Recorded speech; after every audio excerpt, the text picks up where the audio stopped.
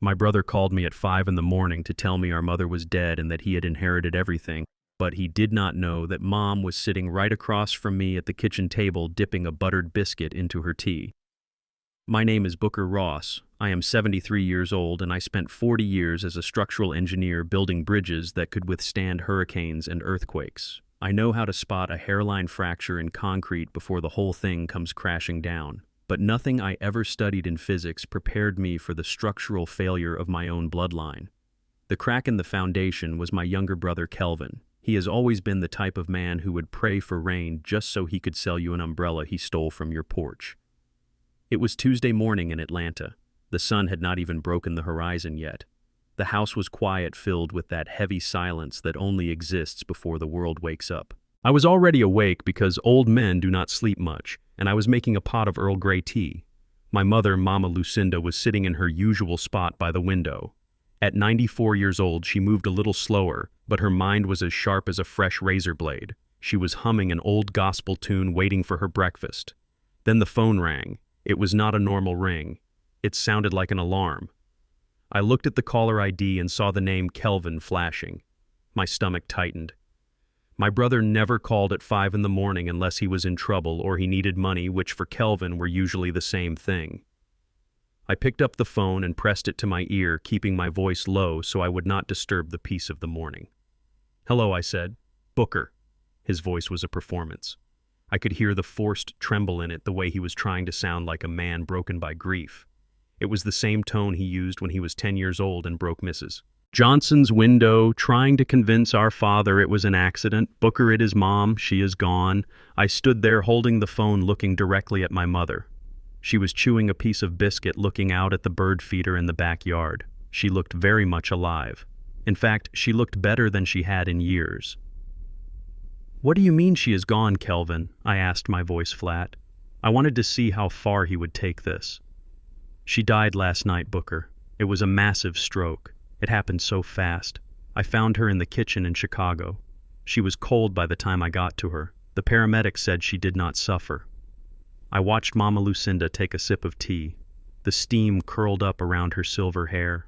She felt my eyes on her and looked up, raising an eyebrow as if to ask who was on the phone. I just held up a hand, signaling her to wait.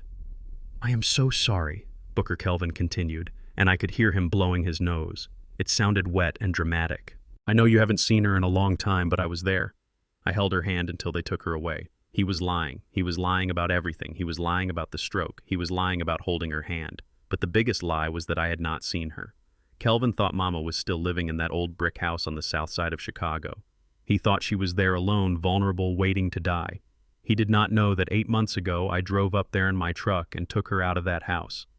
I took her because when I arrived unannounced, I found her refrigerator empty except for a jar of expired mayonnaise and a molded lemon.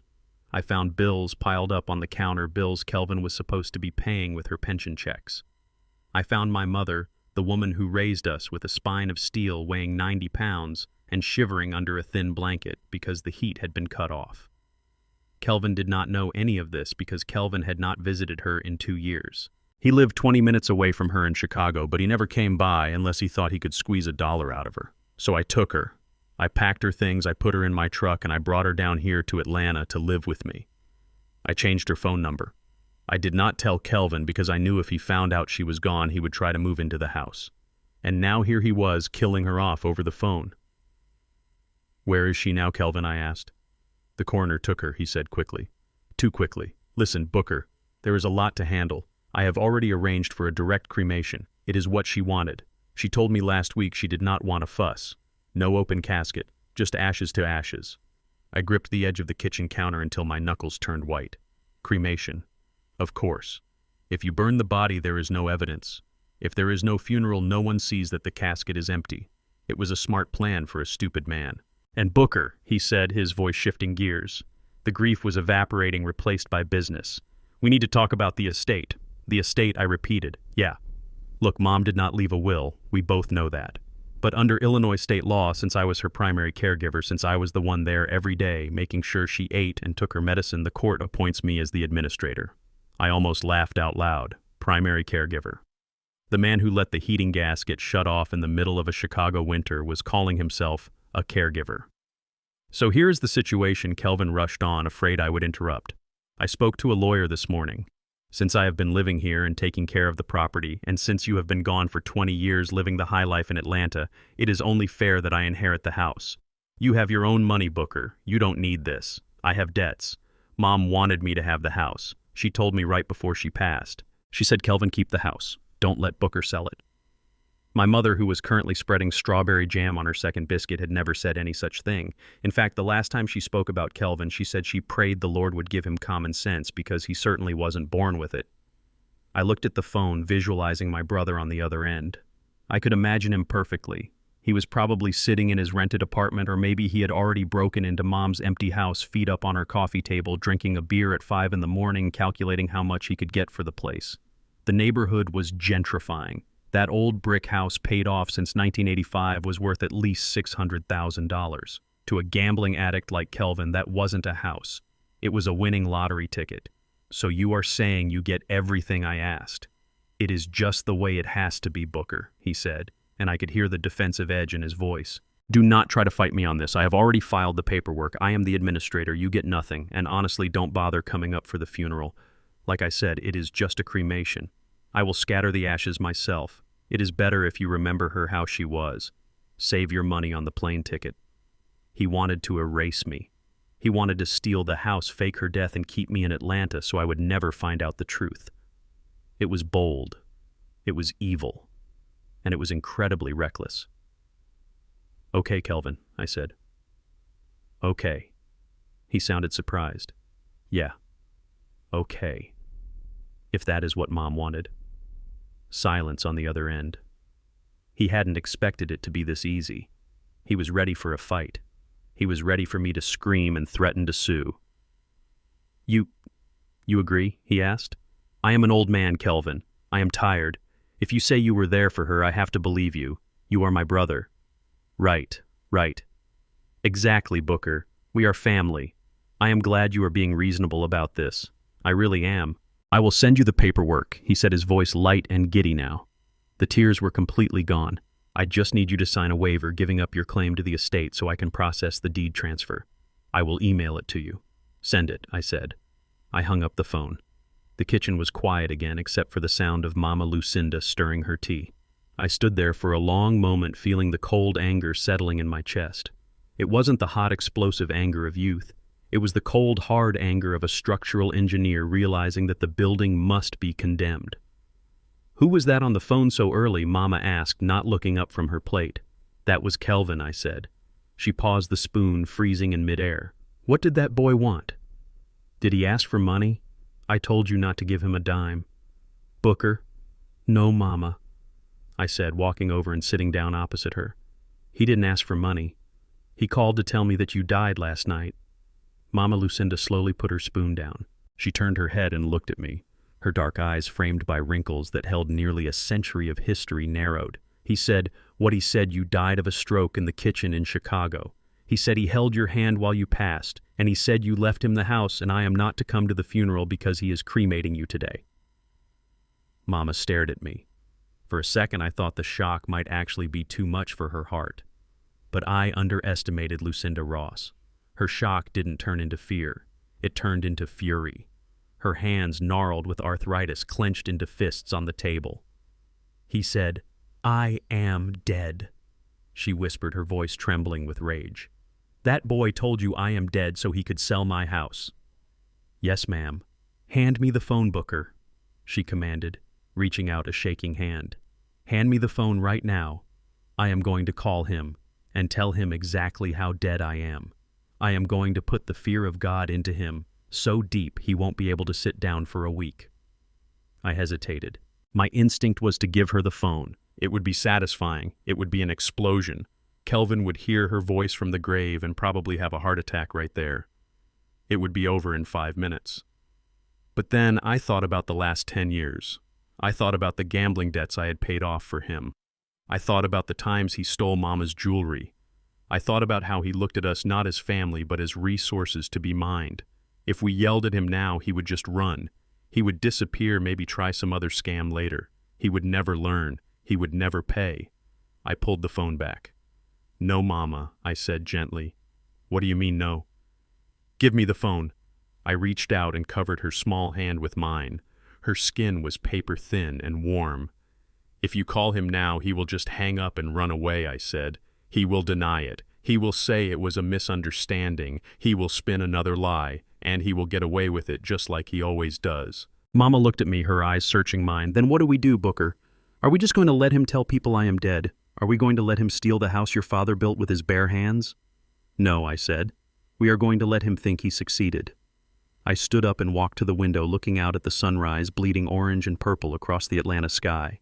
We are going to let him file the death certificate, I said. We are going to let him plan the memorial service. We are going to let him stand in front of God and everyone and lie. We are going to let him sign the papers to sell the house. We are going to let him dig the hole so deep that he can never climb out of it.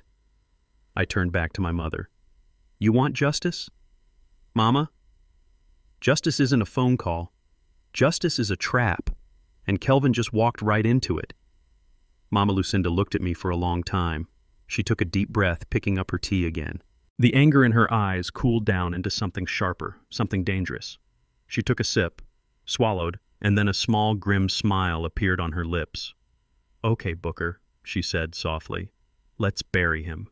I smiled back. It wasn't a nice smile.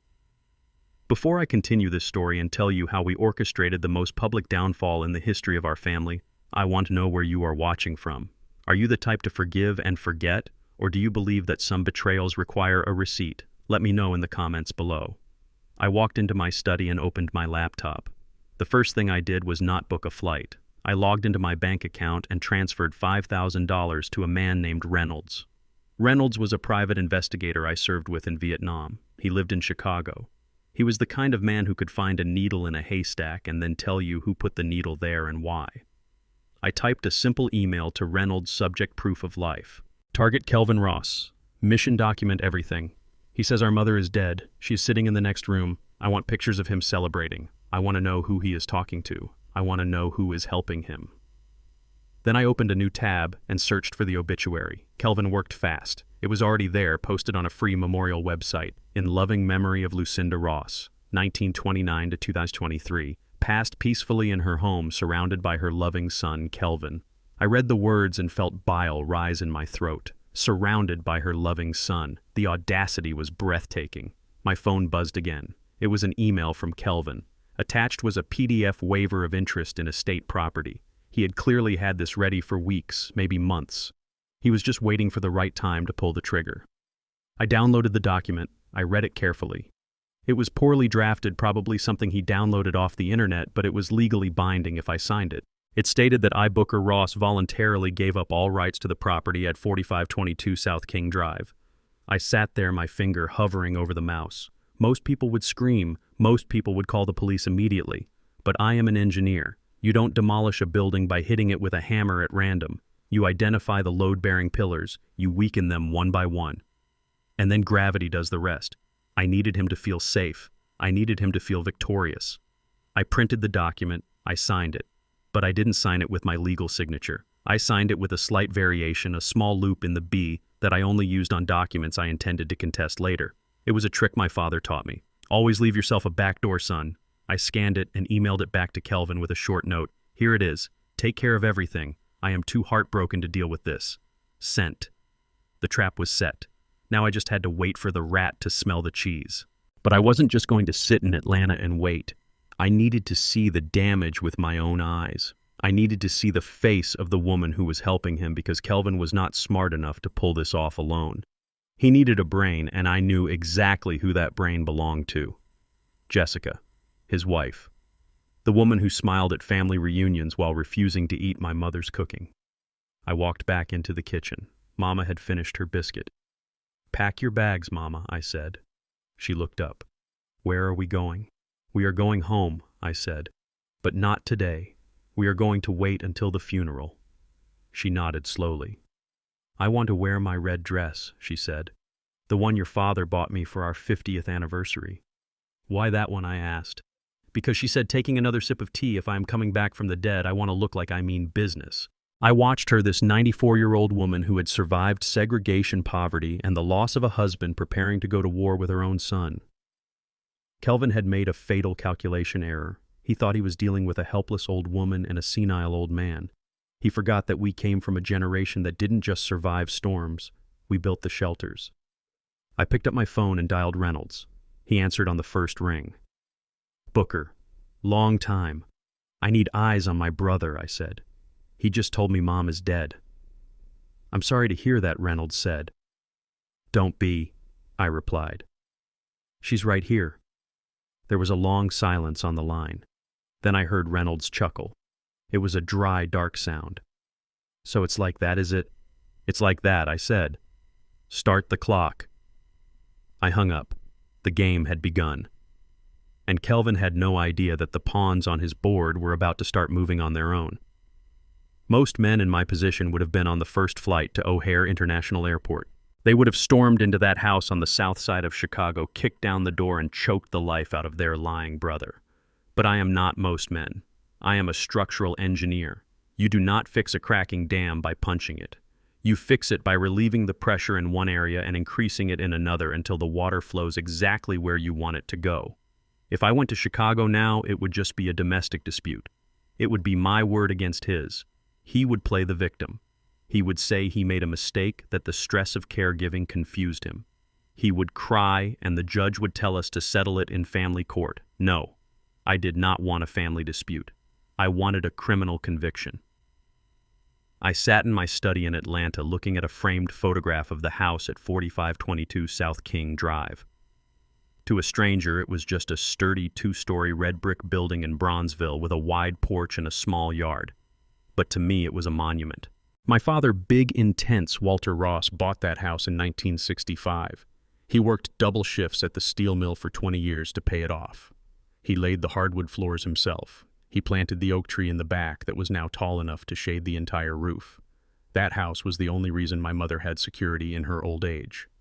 And because of the way the city was changing, because of the developers swarming the neighborhood like termites, that house was now worth over $600,000. Kelvin did not see the history. He did not see the sweat my father poured into the foundation. Kelvin only saw $600,000. I knew my brother. I knew he had been gambling again.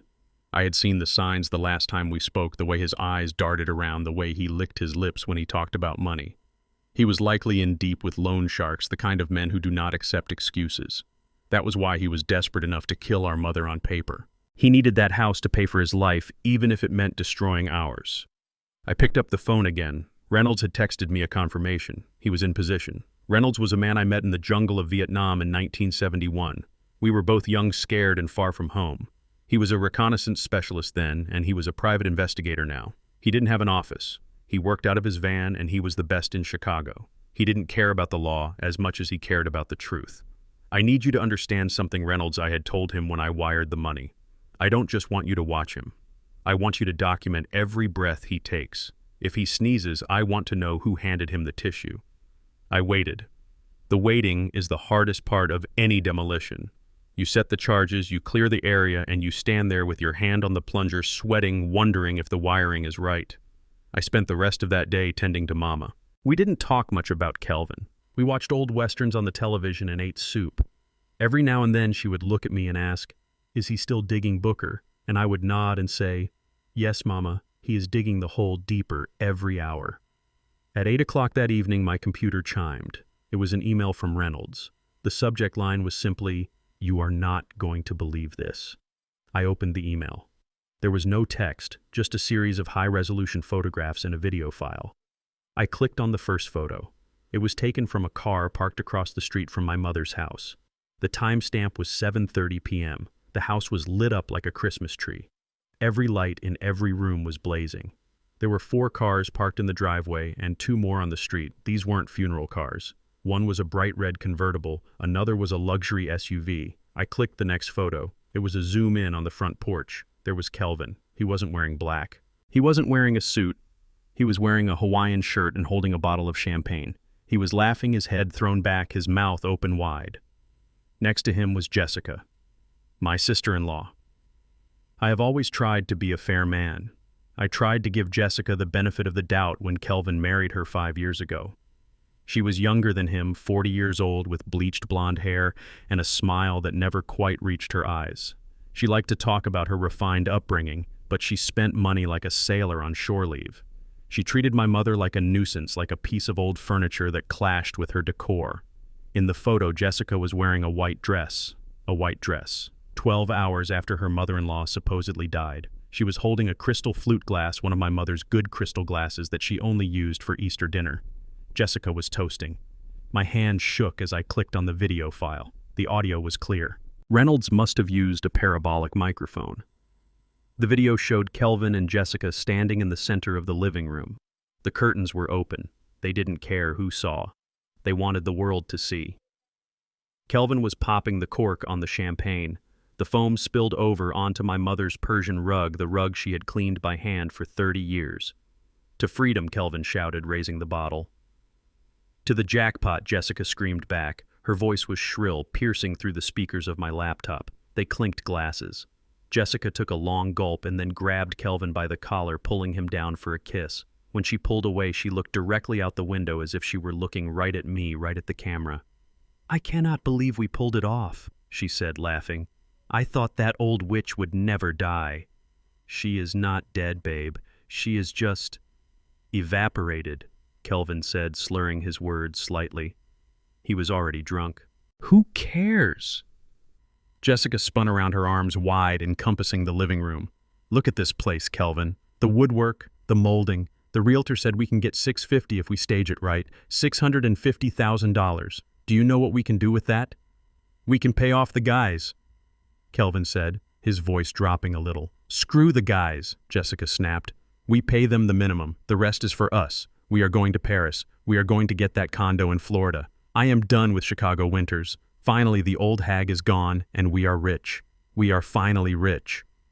I paused the video. The image froze on Jessica's face. Her mouth was open in a triumphant grin. Her eyes were greedy. She looked like a predator who had just taken down a gazelle and was preparing to feast. I looked at the timestamp again, 7:45 p.m. My mother had supposedly died less than 24 hours ago.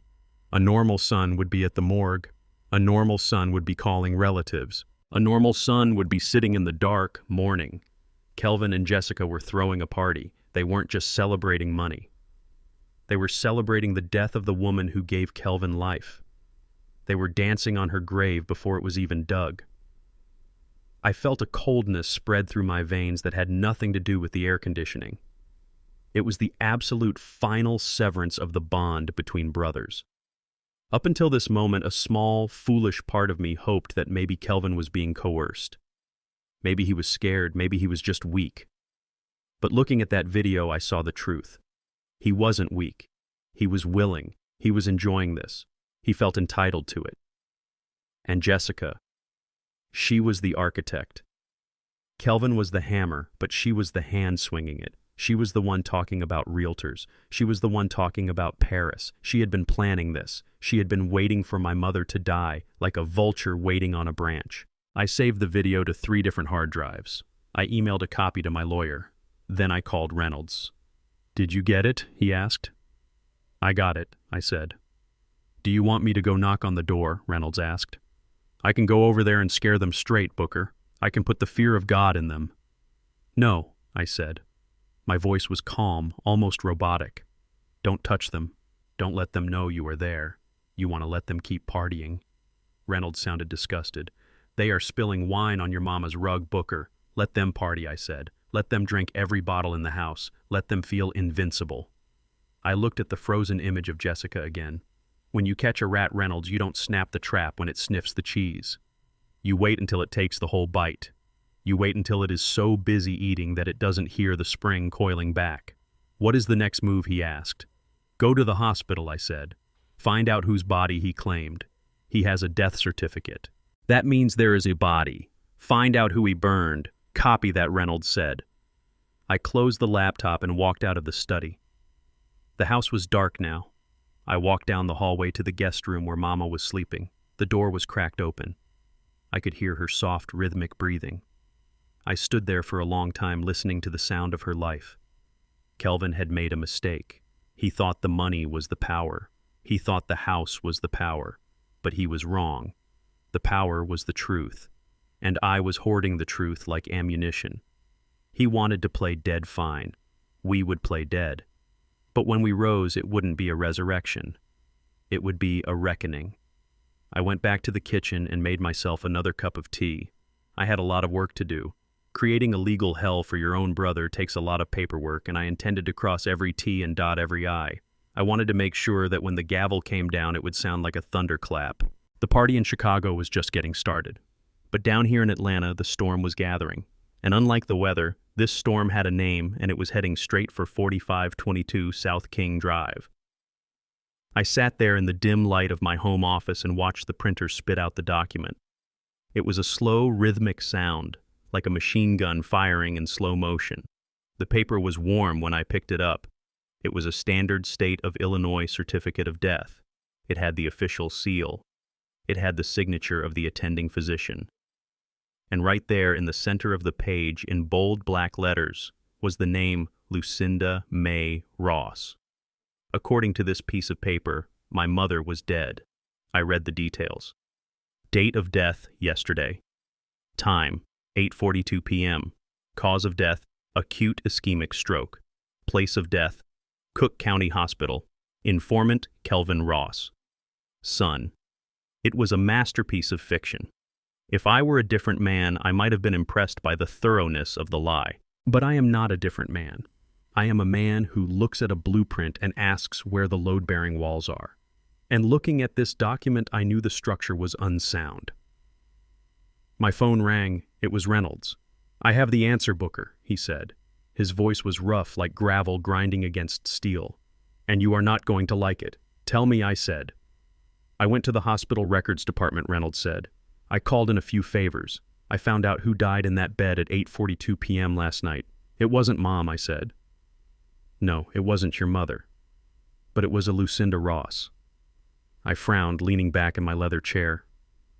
"What are the odds, Reynolds, in a city of 3 million people, better than you think? But here's the kicker. She was homeless, Booker. She was a John Doe admission. No ID, no emergency contact. She was brought in by an ambulance from under the Wacker Drive Bridge. She had nothing. No family, no address. Just a name she gave the nurse before she lost consciousness." I felt a cold chill run down my spine. "So she died alone," I whispered. "She died alone," Reynolds confirmed. "And normally her body would have gone to the county morgue. She would have waited there for 30 days, and if no one claimed her, she would have been buried in a pauper's grave at Homewood Memorial. But that didn't happen, because someone was listening to the police scanner. Or maybe someone has a friend in the intake ward who tips them off about potential matches." "Kelvin," I said. The name tasted like ash in my mouth. "Kelvin showed up at the hospital an hour after she died," Reynolds continued. "He put on the performance of a lifetime. He identified the body. He said, 'Oh my God, that is my mother.' He cried. He wailed. He told the staff that his mother had dementia and must have wandered out of the house. He apologized for not being there. He charmed the nurses. He signed the release forms." "But surely they checked," I said. "The age, the medical history. The woman who died was roughly 70, Reynolds said. She lived hard. The streets age you, Booker. She looked 90. And your brother, he counted on the system being overworked. It is a county hospital. They are underfunded and understaffed. They were relieved to have a family member show up to take the financial burden off the state. They didn't fingerprint her because there was no suspicion of foul play. It was just a natural death of an old woman. Kelvin saw an opportunity, and he took it. He stole a body," I said. My voice was trembling now, not with sadness but with a rage so white-hot it felt like ice. "It is worse than that, Booker." Reynolds paused, and I could hear him taking a drag of a cigarette. He signed the authorization for immediate cremation. I closed my eyes. Immediate cremation. That was the linchpin. That was the genius of his cruelty. If he buried her, someone might look in the casket. If he buried her, I could order an exhumation later and prove it wasn't Mama. But Ash is silent. Ash tells no tales. Once that poor woman's body was incinerated, there would be no DNA left to test. There would be no way to prove that the woman in the urn wasn't Lucinda Ross. Kelvin wasn't just stealing a house. He was erasing a human being. He was taking this poor homeless woman, a woman who had probably suffered her entire life, and he was denying her even her own name in death. He was using her corpse as a prop in his con game. "Where is the body now?" I asked. "At the crematorium on the west side," Reynolds said, "a place called Serenity Fire. It is a budget operation, no questions asked. The burn is scheduled for this afternoon." I looked at the clock on my wall. It was 10:00 a.m. "Can we stop it?" I asked. "Not without revealing your hand," Reynolds said. "If you call the crematorium now, you have to tell them your mother is alive. You have to involve the police immediately." Kelvin gets tipped off. He runs. He destroys the other evidence. He claims it was an honest mistake, that he was distraught and identified the wrong body in his grief. He walks away with a slap on the wrist for filing a false report. Reynolds was right. If I stopped it now, Kelvin would play the confused, grieving son. He would say the body looked just like her. He would get away with it. "Let it happen," I said. The words felt heavy like stones. "Are you sure?" Reynolds asked. "That is a heavy thing to carry, Booker. Letting a stranger burn under your mother's name." "I am not letting her burn for nothing, Reynolds. I am letting her become the evidence that buries him. I will find out who she really was later. I will make sure she gets a real memorial. But right now, I need Kelvin to think he has won. I need him to walk out of that crematorium with an urn in his hands, thinking he just got away with the perfect crime."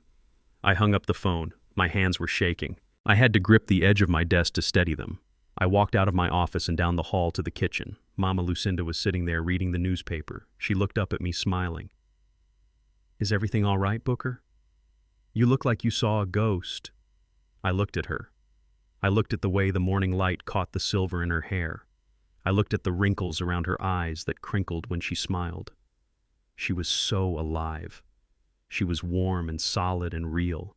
And somewhere in Chicago, a fire was being lit to consume a woman who had none of this love, none of this safety. I walked over and kissed my mother on the forehead. "Everything is fine, Mama." I lied. "Just work." I went back to my study and picked up the phone again. This time, I dialed a number I hadn't called in years, but I knew it by heart. Clayton Vance, attorney at law. Clayton was the best civil litigator in Atlanta. We went to college together. He was a shark in a three-piece suit, a man who could smell blood in the water from 3 miles away. Booker Ross Clayton's booming voice came through the speaker. "To what do I owe the pleasure? Are you finally ready to patent that bridge design?" "Not today, Clayton. I need you to open a new file." I could hear the shift in his tone immediately. He heard the seriousness in my voice. "Talk to me. I need to sue my brother," I said. "But not just sue him. I need to prepare a case for fraud, forgery, theft by deception, and abuse of a corpse." Clayton whistled low and long. "Abuse of a corpse." "Booker, what the hell is going on?" I explained it all. I told him about the call, the fake death, the party with the champagne, and the homeless woman who was currently being turned into ash to facilitate a real estate transaction. I spoke for 20 minutes. Clayton did not interrupt once. When I finished, there was a long silence on the line. "I have heard some sick stories in my time," Booker Clayton said quietly. "But this is biblical. This is Cain and Abel stuff. Can you help me?" I asked. "Help you?" Clayton scoffed. "I am going to enjoy this. I will clear my calendar. What do you need?" "I need you to draft a restraining order, a freeze on all assets, and a criminal complaint," I said. "But do not file them yet." "Why not?" Clayton asked. "We have enough to stop him right now." "Because he hasn't sold the house yet," I said. "If we stop him now, it is just attempted fraud. He can say he was confused. He can say he was grieving. But if he signs that deed, if he takes the money from the buyer, then it is a completed felony. It is grand larceny. It is irrevocable." "You want him to hang himself," Clayton said. "I want him to build the gallows, tie the knot, and kick the chair out from under his own feet," I replied.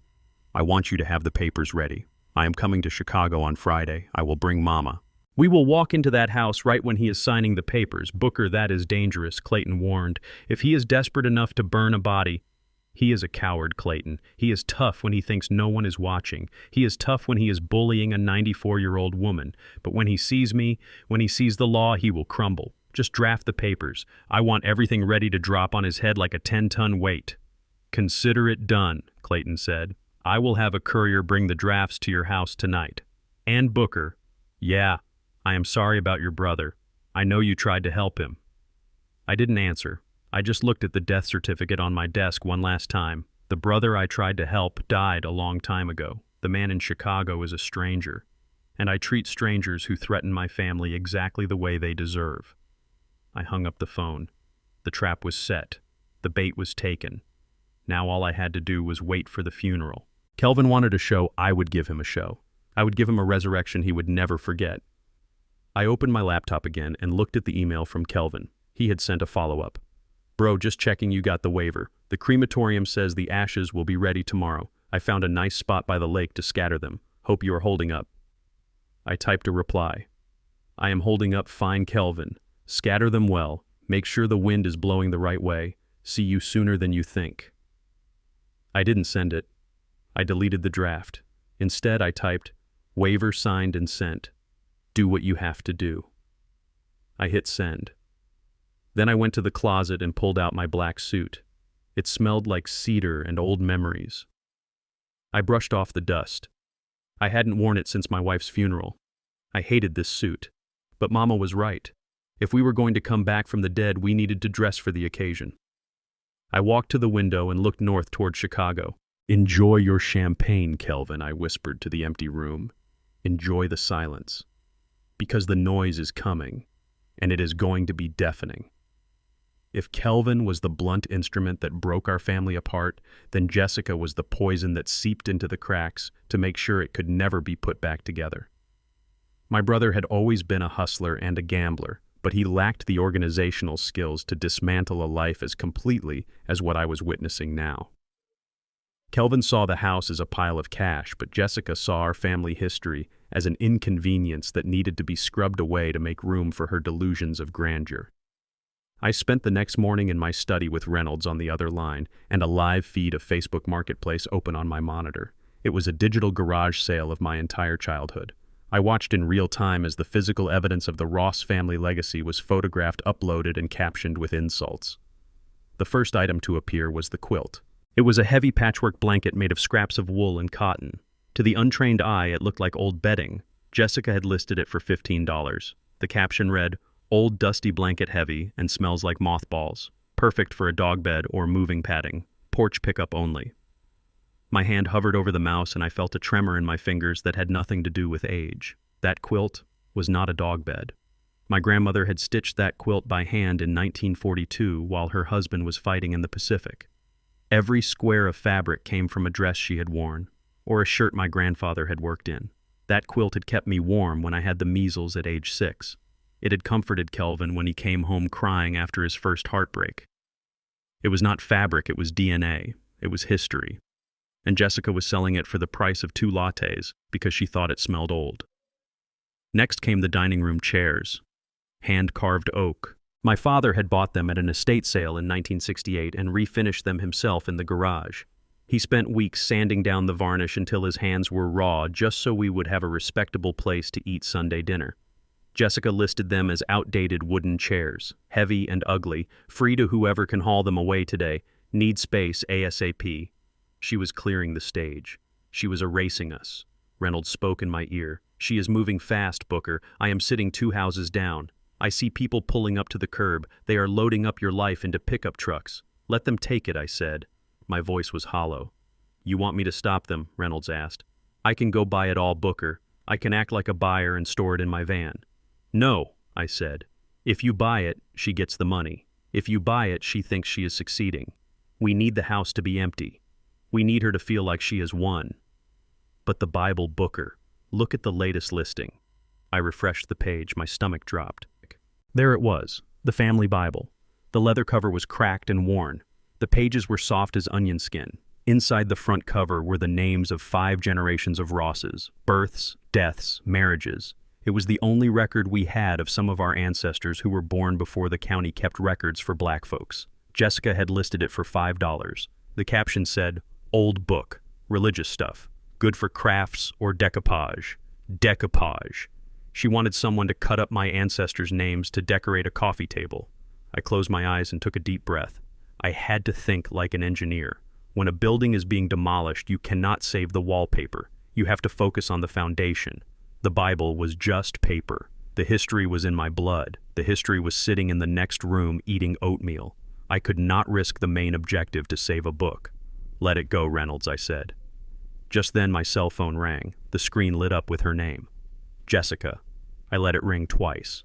I needed to compose myself. I needed to find the voice of the defeated grieving brother. I needed to sound like the man she thought I was weak, distant, and easily manipulated. I picked up. Hello, Jessica. Oh, Booker, she sighed. Her voice was dripping with a synthetic sweetness that made my teeth ache. It sounded like she was rehearsing for a soap opera. I am so glad I caught you. Kelvin is just a mess. The poor man hasn't stopped crying since... well, you know.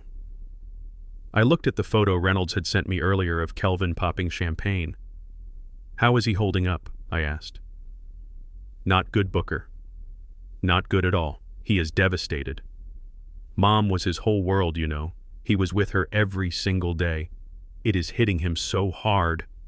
She paused, waiting for me to validate her lie. I am sure it is, I said.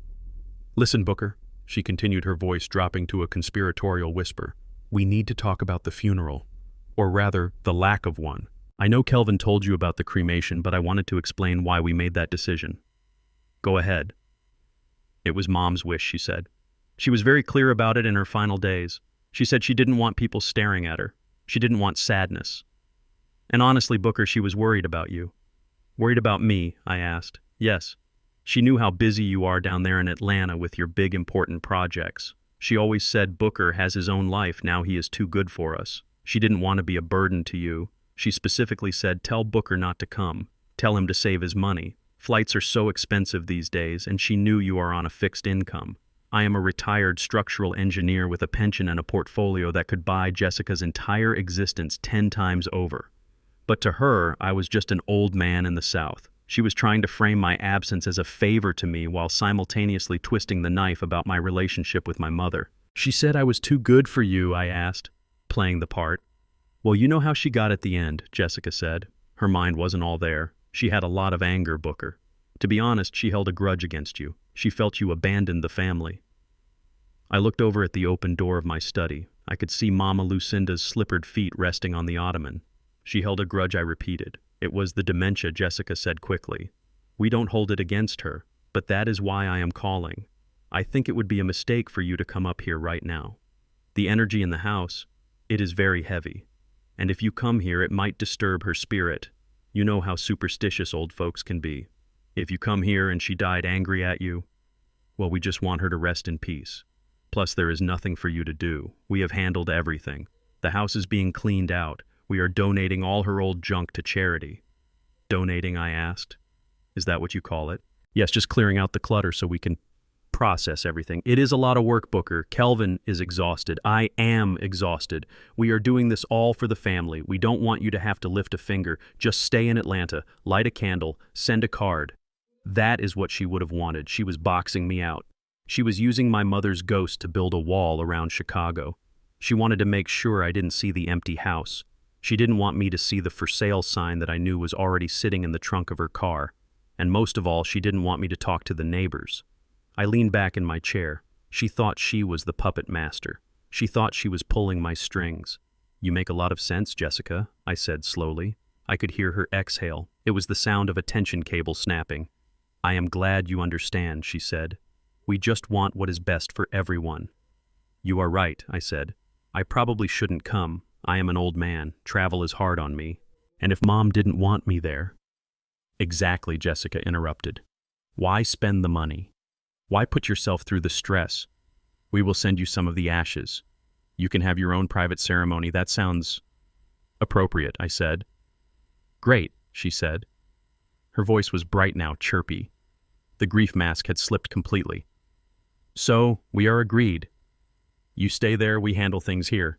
Oh, and Booker, I sent you a document to sign electronically. Just a formality for the cremation records. Did you get it? I got it, I said.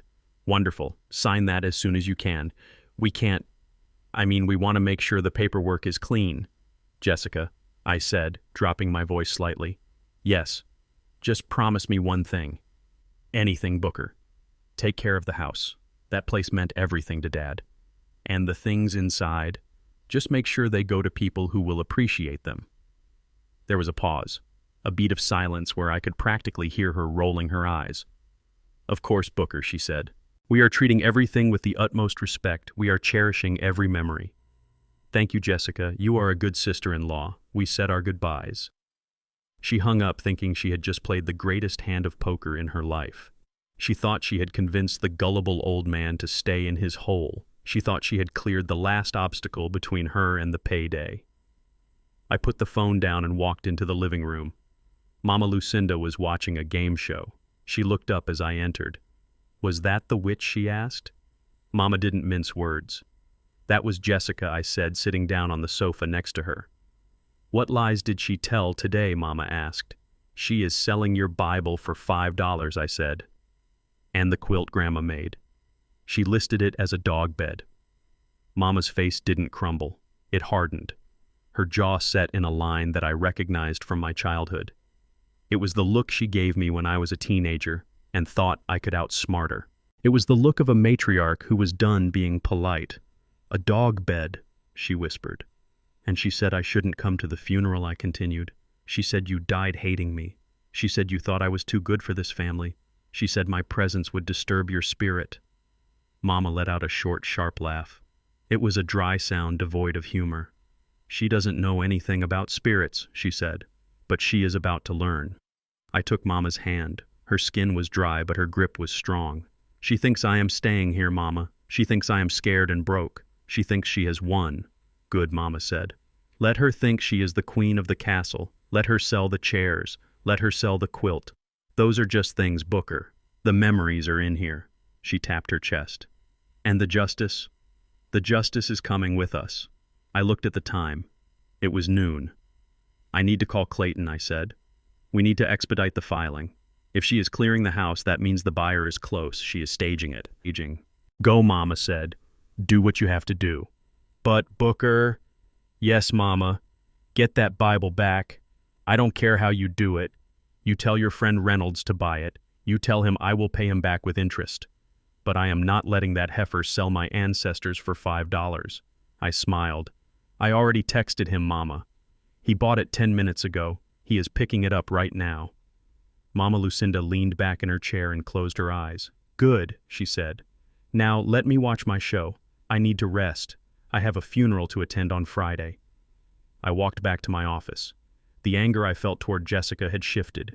It was no longer a hot, burning rage. It had cooled into a solid, cold resolve. She wasn't just a thief. She was a vandal. She was destroying the architecture of our history because she was too shallow to understand its value. She called the house a payday. She called my mother's life clutter. I looked at the computer screen. Reynolds had sent a new picture. It was a photo of the Bible sitting on the passenger seat of his van. Secured, the text read. She tried to charge me $10 because she said there was a lot of interest. I paid it. I typed back, "Worth every penny. Keep watching." Jessica thought she was the puppet master. She thought she was pulling the strings, making the puppets dance. But she didn't realize that the strings were actually nooses. And with every lie she told, with every item she sold, she was tightening the loop around her own neck. I picked up the file Clayton had sent over. The header read State of Illinois versus Kelvin Ross and Jessica Ross. I took a pen and underlined her name. "You want to sell my history, Jessica," I thought. "Fine. But the price is going to be higher than you can imagine." I prepared to book 2 one-way tickets to Chicago. We weren't going to save the furniture. We were going to save the truth. And we were going to deliver it in person, right when she felt safest. Friday morning arrived with a gray, heavy sky that matched the mood in my living room. I had connected my laptop to the large television screen on the wall. The technology was modern, but the feeling was ancient. It was the feeling of watching a storm roll in from the ocean, knowing it was going to tear the roof off your house, but being unable to do anything but wait. Mama Lucinda sat in her favorite armchair. She was wearing her red dress. It was not a funeral dress. It was a celebration dress. It was the dress she wore to weddings and baptisms. She had insisted on putting on her makeup. She applied her lipstick with a steady hand, even though I knew her heart was hammering against her ribs like a trapped bird. We were about to watch her funeral. Kelvin had set up a live stream on Facebook. He claimed it was for the distant relatives who could not afford to travel, but I knew the truth. It was a marketing tool. He wanted the widest possible audience for his performance because the more people who watched, the more legitimate his lie became. The feed flickered to life at 10:00 sharp. The camera was positioned at the back of the chapel at Johnson & Sons Funeral Home. It was a budget establishment on the west side, a place known for quick turnovers and cheap caskets. But Kelvin had dressed it up. I had to give him credit for his attention to detail when money was on the line. There were flowers everywhere, huge sprays of white lilies and red roses. I did a quick mental calculation. Those flowers cost at least $2,000. He was spending the money he expected to get from the house sale before the ink was even dry. At the front of the room, on a small table draped in white velvet, sat the urn. It was a brass vessel, shiny and vulgar. It looked like something you would buy at a pawn shop, and inside that brass pot was the ash of a stranger. A woman who had died under a bridge alone and nameless was now the center of attention in a room full of people who thought they were mourning Lucinda Ross. I looked at Mama. She was staring at the urn. Her hands were gripping the armrests of her chair so hard that her knuckles were the color of bleached bone. "That is not me," she whispered. Her voice was thin.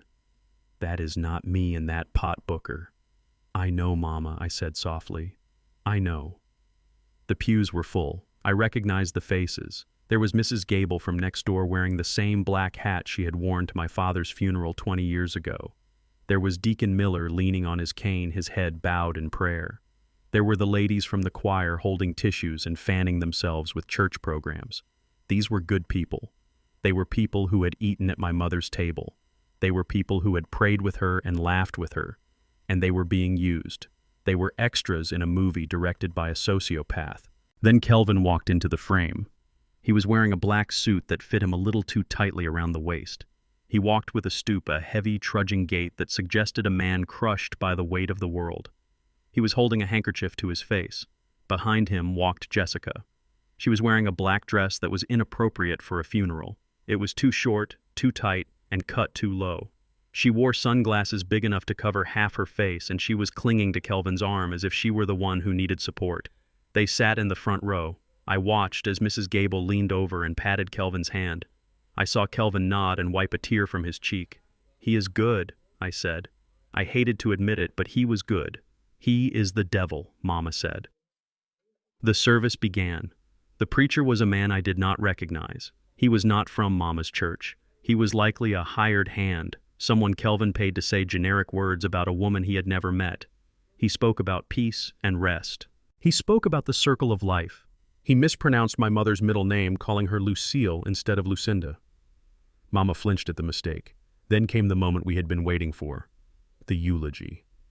Kelvin stood up. He walked to the podium, slowly pausing to touch the brass urn as if he could not bear to be separated from it. He stood there for a long moment, head bowed, letting the silence stretch out until the audience was leaning forward in their seats. "Friends," he began.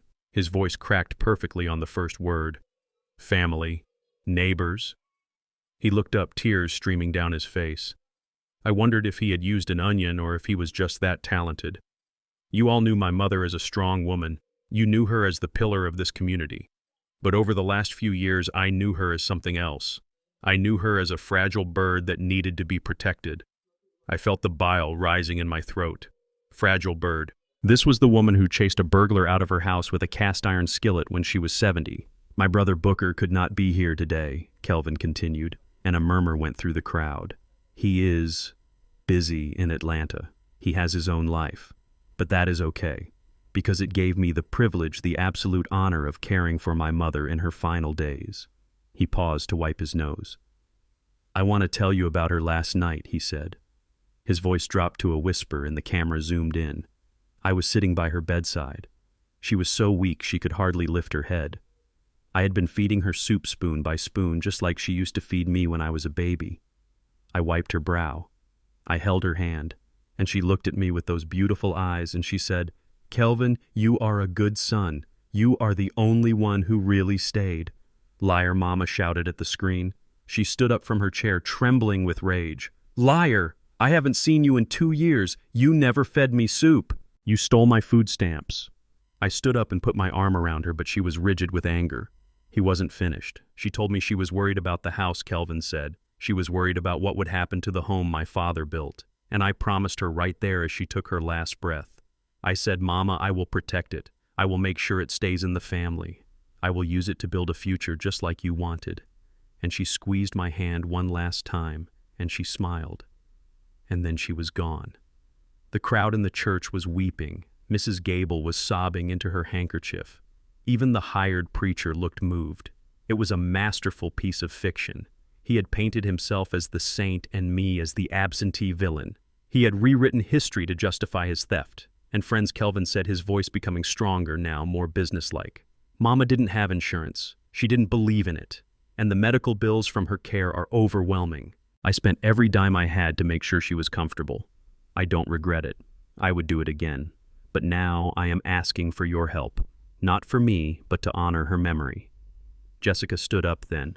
She picked up a velvet collection basket and started walking down the aisle. "We have set up a memorial fund," Kelvin said.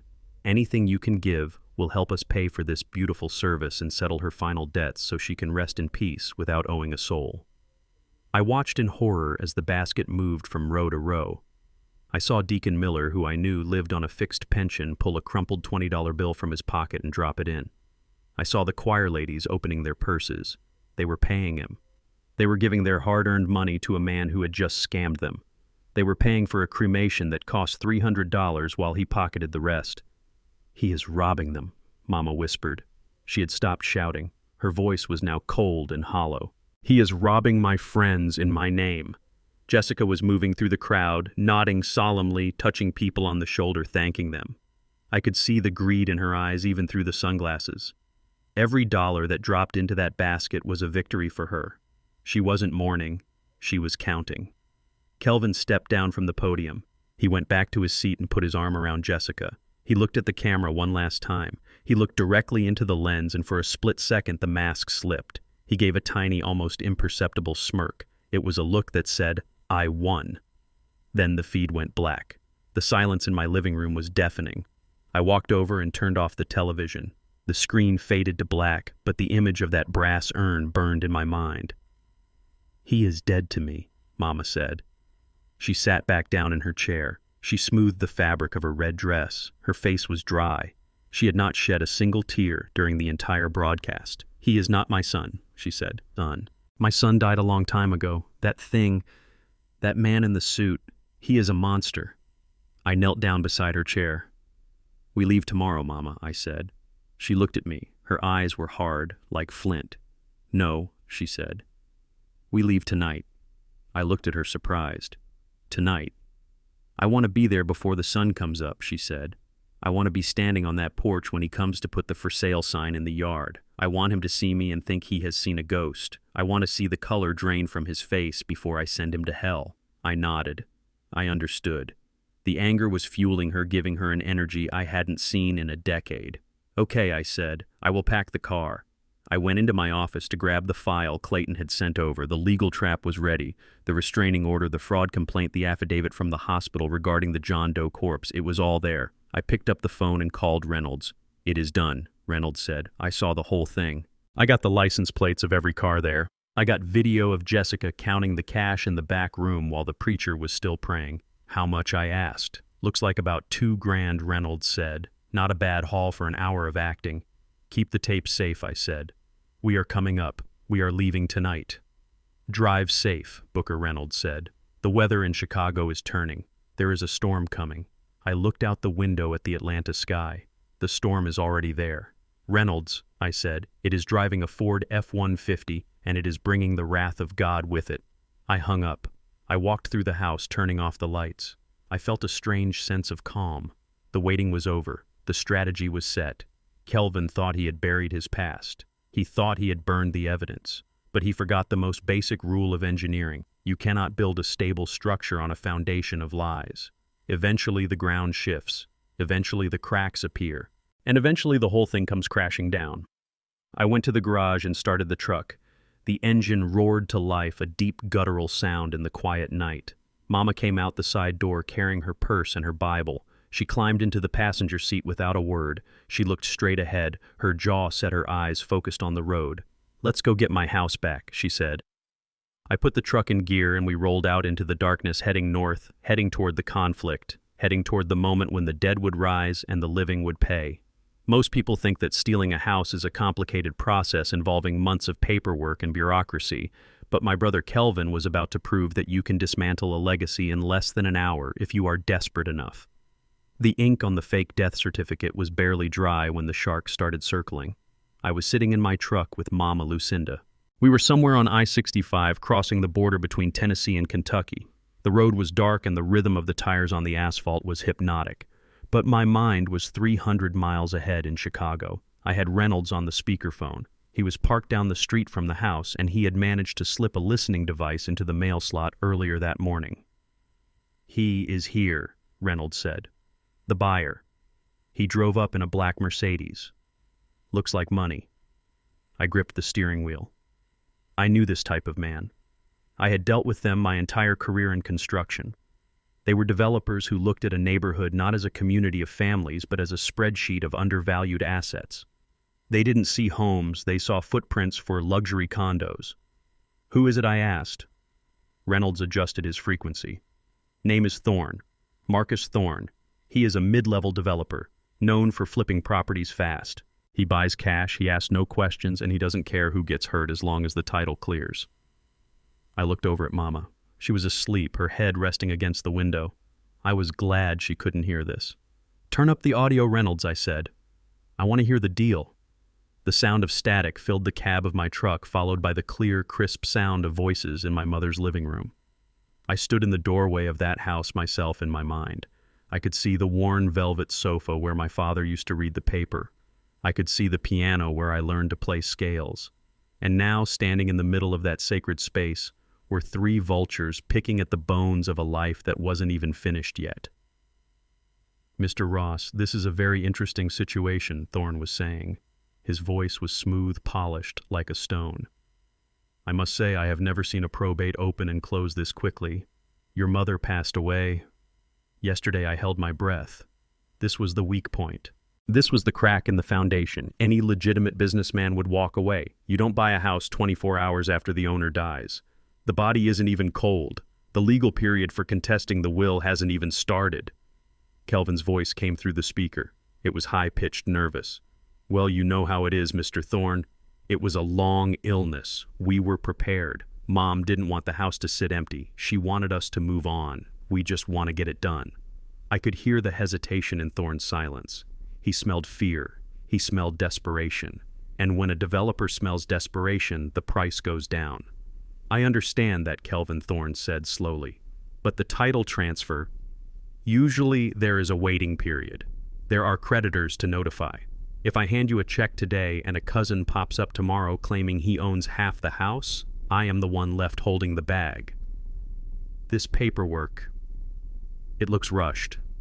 Kelvin started to stammer. I could hear the panic rising in his throat.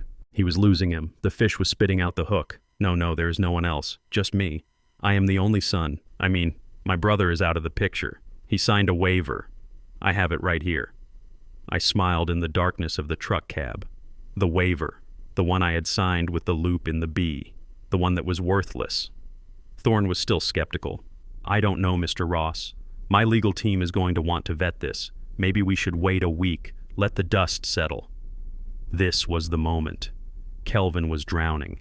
He was about to lose the $50,000 deposit he needed to pay off his gambling debts. If Thorne walked out that door, Kelvin was a dead man. And then Jessica spoke. Her voice was different than I had ever heard it. It wasn't the shrill, nagging voice she used with Kelvin, and it wasn't the fake, sweet voice she used with me. It was a voice of authority. It was a voice that carried the weight of social capital. "Mr. Thorne," Jessica said, stepping into the conversation. She sounded calm, educated, and utterly reasonable. "Can I speak to you plainly?" "Please, Mrs. Ross," Thorne said. "Look at us," Jessica said. "My husband is a grieving man. He is emotional. He isn't explaining this well. But I am a project manager. I handle logistics. We aren't rushing this because we are desperate. We are rushing this because we are efficient." I listened closely. I knew exactly what she was doing. She was code switching. She was using her whiteness, her articulate diction, and her appearance to bridge the gap between Kelvin and the developer. She was signaling to Thorne that he wasn't dealing with a stereotypical desperate family from the South Side. He was dealing with her. And in the eyes of a man like Thorne, that made all the difference. "We have already cleared the title search," Jessica continued. "I personally went to the county clerk's office this morning. The taxes are paid. The liens are clear. The waiver from the brother is notarized and digital. We are offering you a property in a prime gentrifying location for 20% under market value because we want a cash deal today. We are doing you a favor." She paused, letting the numbers sink in. Now she said, her voice hardening slightly. "If you are uncomfortable with the speed, we completely understand. We have another buyer coming at 3 o'clock, a gentleman from Century Holdings. He didn't seem to mind the timeline. But we liked you. We thought you would appreciate the opportunity. It was a bluff, a magnificent cold-blooded bluff. There was no other buyer, but she delivered it with such confidence that even I almost believed her. I heard the rustle of papers. I heard Thorne shifting in his seat. "Century Holdings, huh?" Thorne asked. "They are very aggressive," Jessica said. "But we would prefer to close with you. However, we need the deposit today. 50,000, non-refundable, the rest upon final deed recording on Monday." The cab of my truck was silent except for the hum of the engine. I glanced at the speedometer. I was doing 75. I wanted to drive through the phone and strangle her. She was selling my father's sweat and blood. She was selling the memories of Sunday dinners and Christmas mornings. And she was doing it with the cold efficiency of a corporate raider. Jessica wasn't just a participant. She was the architect. Kelvin was the greedy fool, but Jessica was the dangerous one. She was the one who knew how to manipulate the system. She was the one who knew that her face and her voice would soothe the suspicions of a white developer in a way Kelvin never could. There was a long pause. Then I heard the sound of a zipper being pulled. It was the sound of a leather portfolio opening. "Okay," Thorne said. "You make a compelling case, Mrs. Ross. I saw the paperwork," Jessica said. "Just sign here and here." I heard the scratching of a pen on paper. It was a scratching sound that felt like it was etching scars directly onto my heart. "Here's the cashier's check," Thorne said. $50,000. The escrow will handle the balance on Monday. But I want the keys today. I want my crew in here on Saturday morning to start the demo." "Demo?" Kelvin asked. "Demolition," Thorne said casually. "The house is old. The plumbing is shot. The layout is obsolete. We are going to scrape the lot. Knock it down. Put up a 6-unit luxury complex. You know how it is." I heard Kelvin make a small choking sound. Even in his greed, even in his betrayal, hearing that the house he grew up in was going to be turned into rubble had to sting. But Jessica didn't hesitate. "Of course," she said. "It is progress. The keys are right here." I heard the jingle of metal. Those were my father's keys. The keys he kept on a leather loop. The keys he used to open the door every night for 40 years. "Thank you," Thorne said. "Pleasure doing business with you." The door opened and closed. Thorne was gone. Silence returned to the room. Then a scream of joy erupted. "Yes!" Kelvin yelled. "Yes! 50,000! Look at it, baby. Look at all those zeros." "We did it," Jessica said. Her voice was breathless. I told you I could handle him. Did you see his face when I mentioned Century Holdings?" He folded like a cheap suit. "You are a genius," Kelvin said. The sound of a kiss. A wet, sloppy sound. "You are the best thing that ever happened to me." I gripped the steering wheel so hard my knuckles popped. They were celebrating. They were dancing in the living room, holding a check that was the down payment on their own destruction. I looked at the road ahead. The signs for Louisville were coming up. We were still hours away. Reynolds came back on the line. "Did you get all that, Booker?" "I got it," I said. My voice was calm, but it was the calm of the eye of the hurricane. "They took the money," Reynolds said. "That is the line right there. It is no longer a civil dispute. It is criminal fraud. Grand larceny." "I know," I said. "What do you want me to do?" Reynolds asked. "Thorne is leaving." "Let him go," I said. "He is just a pawn. He will lose his 50,000 and it will be a lesson to him not to be so greedy." "And the happy couple, let them spend the night counting their money," I said. "Let them pack their bags for Paris. Let them sleep on that mattress of lies one last time." I looked over at Mama. She was stirring, waking up. "Where are we, Booker?" she asked, rubbing her eyes. We are crossing the river, Mama, I said. Did he do it? She asked. Did he sell it? He took the money, I said. He sold the house to a man who wants to tear it down. Mama sat up straight. She smoothed her red dress. She didn't look sad. She looked ready. Tear it down, she whispered. Over my dead body. I smiled in the dark. That is exactly the point, Mama, I said. That is exactly the point. I pressed my foot down on the gas pedal. The truck surged forward, eating up the miles. Jessica thought she had used her privilege to seal the deal. She thought her white skin and her project manager voice were a shield. But she had forgotten one thing. In the eyes of the law, fraud is colorblind. And when we walked into that house tomorrow, she wasn't going to be the smart, sophisticated project manager anymore. She was going to be an accomplice. We drove through the night, fueled by coffee and vengeance. The road to Chicago is long, but when you are carrying the truth, it feels like you are flying. We were coming home, and we were bringing a storm that no amount of smooth talking could stop. Chicago greeted us with a cold wind off the lake that rattled the windows of my truck, but the chill inside the cabin was far colder. We had been driving for 11 hours. My back ached, and my eyes felt like they were filled with sand, but I did not stop for coffee, and I did not stop to rest. We had a timeline to keep. We crossed the city limits just as the morning traffic was beginning to clog the Dan Ryan Expressway. I looked over at Mama Lucinda. She had been awake for the last 100 miles, staring out the window at the skyline of the city she had called home for 70 years. She did not look nostalgic. She looked like a general surveying a battlefield before the first cannon fire. Drive past the house, she said. Her voice was quiet, but it had the weight of a command. No, Mama, I said, keeping my eyes on the road. If we drive past the house, Kelvin might see the truck. If he sees the truck, the element of surprise is gone. We are not here to sightsee. We are here to execute a demolition. She nodded slowly, accepting the logic. She adjusted her hat, the wide-brimmed black one she wore to church on Sundays. She checked her lipstick in the visor mirror. She wanted to look her best for the performance of a lifetime. We did not go to the house on South King Drive. Instead, I took the exit for Wentworth Avenue and pulled into the parking lot of the Area 1 Police Headquarters. It was a gray, imposing building that smelled of stale coffee and bureaucracy. Why are we here? Booker Mama asked, looking at the squad cars lined up in rows. Because, Mama, I said, turning off the engine. If we walk into that house now, it is just a family dispute.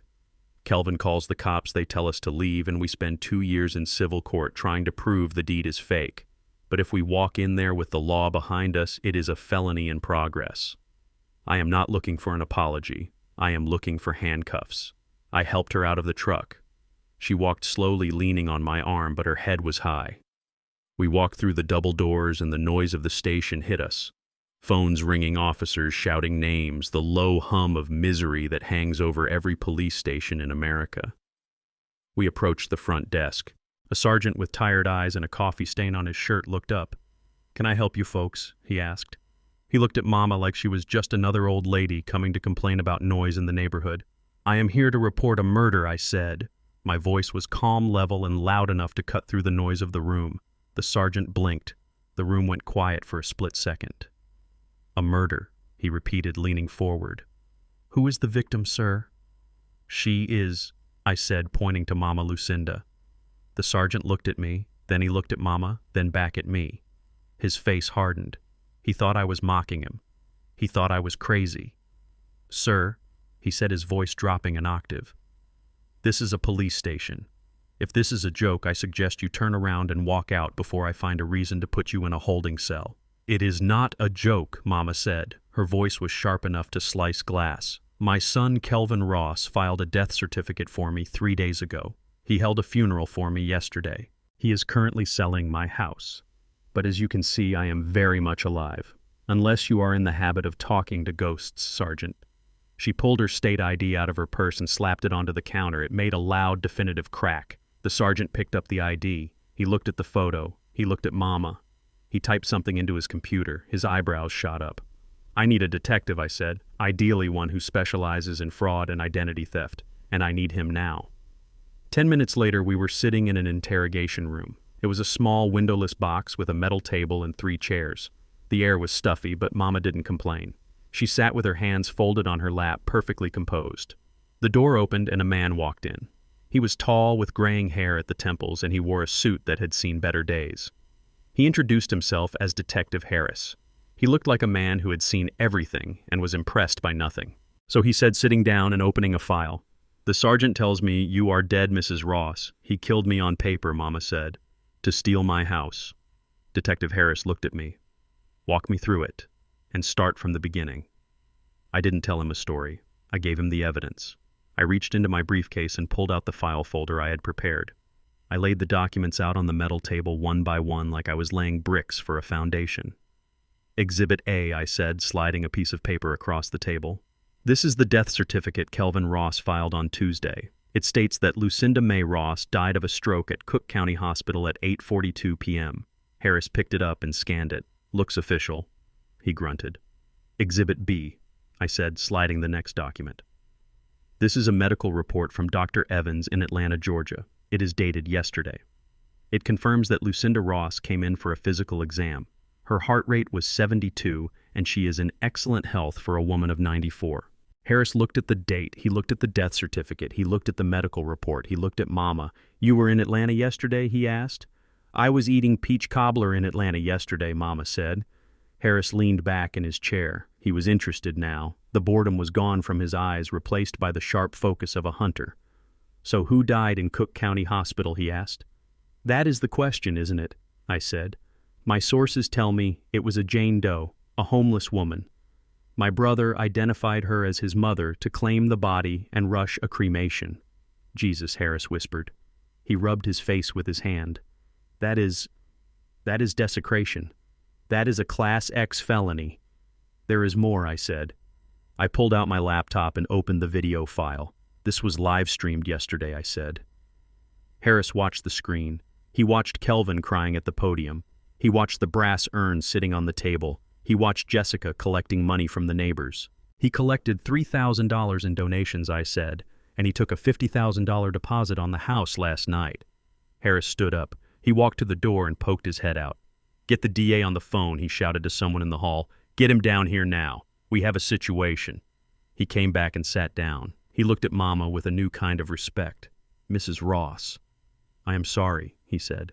"I have seen kids steal from their parents before. I have seen forged checks. I have seen stolen jewelry, but I have never seen anyone steal a mother's death while she was still using her life." "He is not my son," Mama said. "Not anymore." Detective Harris looked at me. "Okay, Mr. Ross.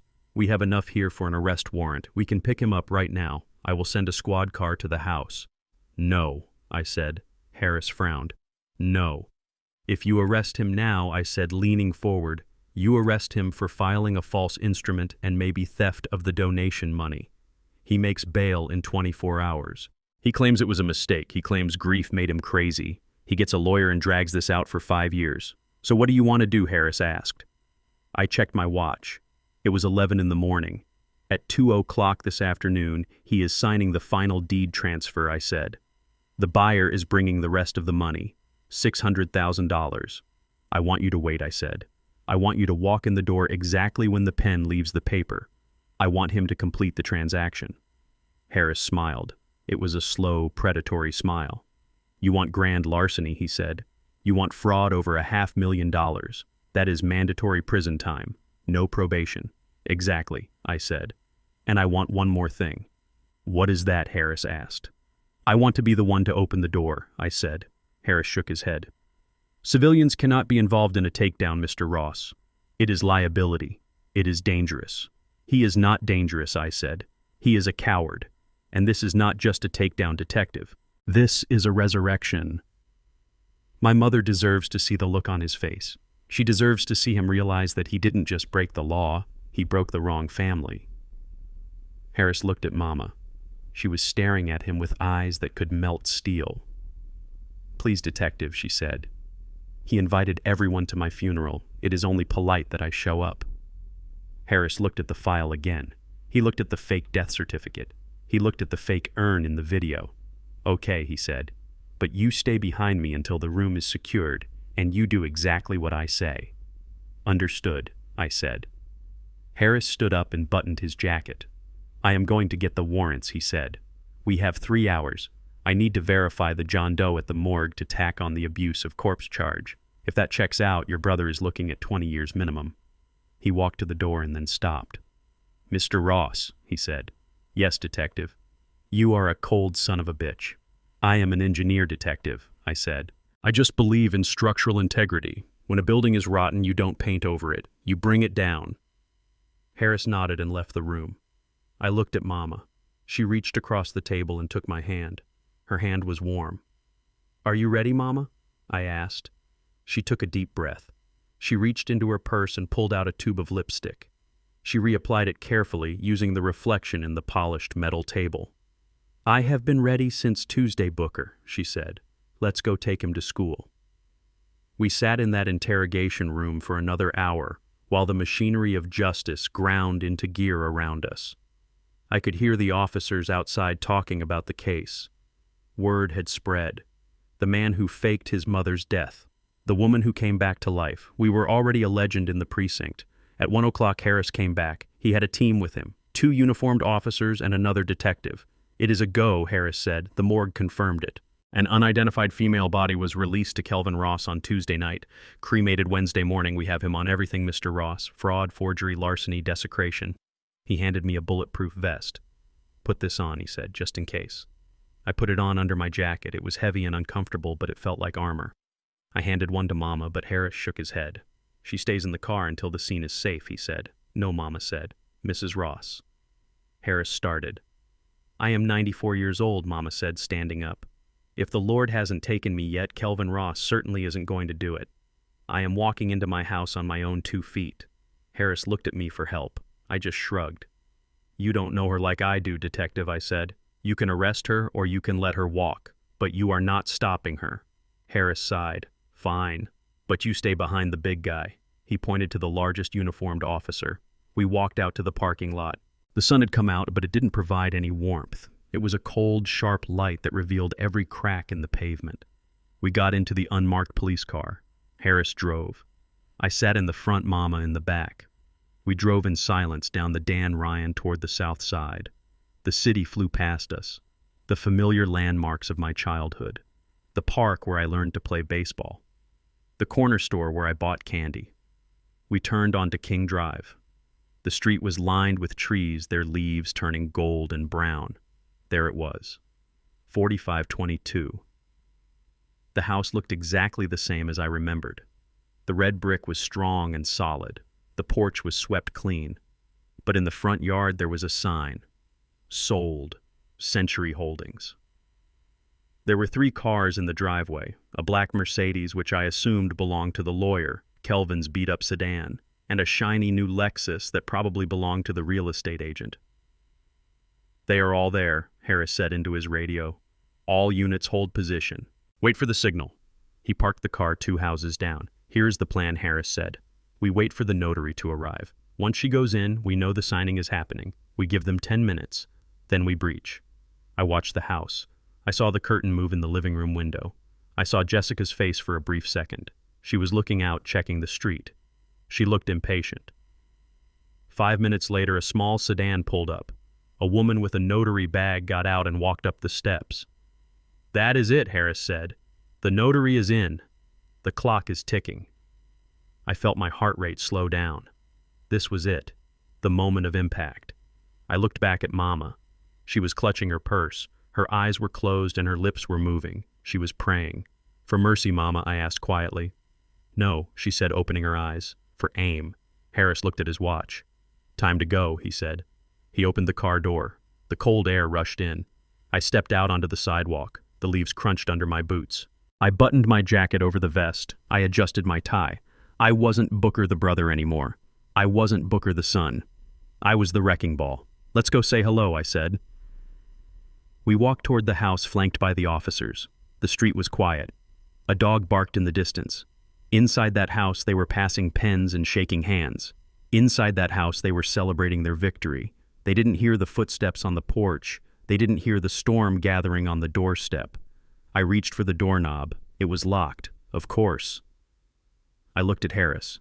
He nodded to the uniformed officer who was holding a battering ram. But I shook my head.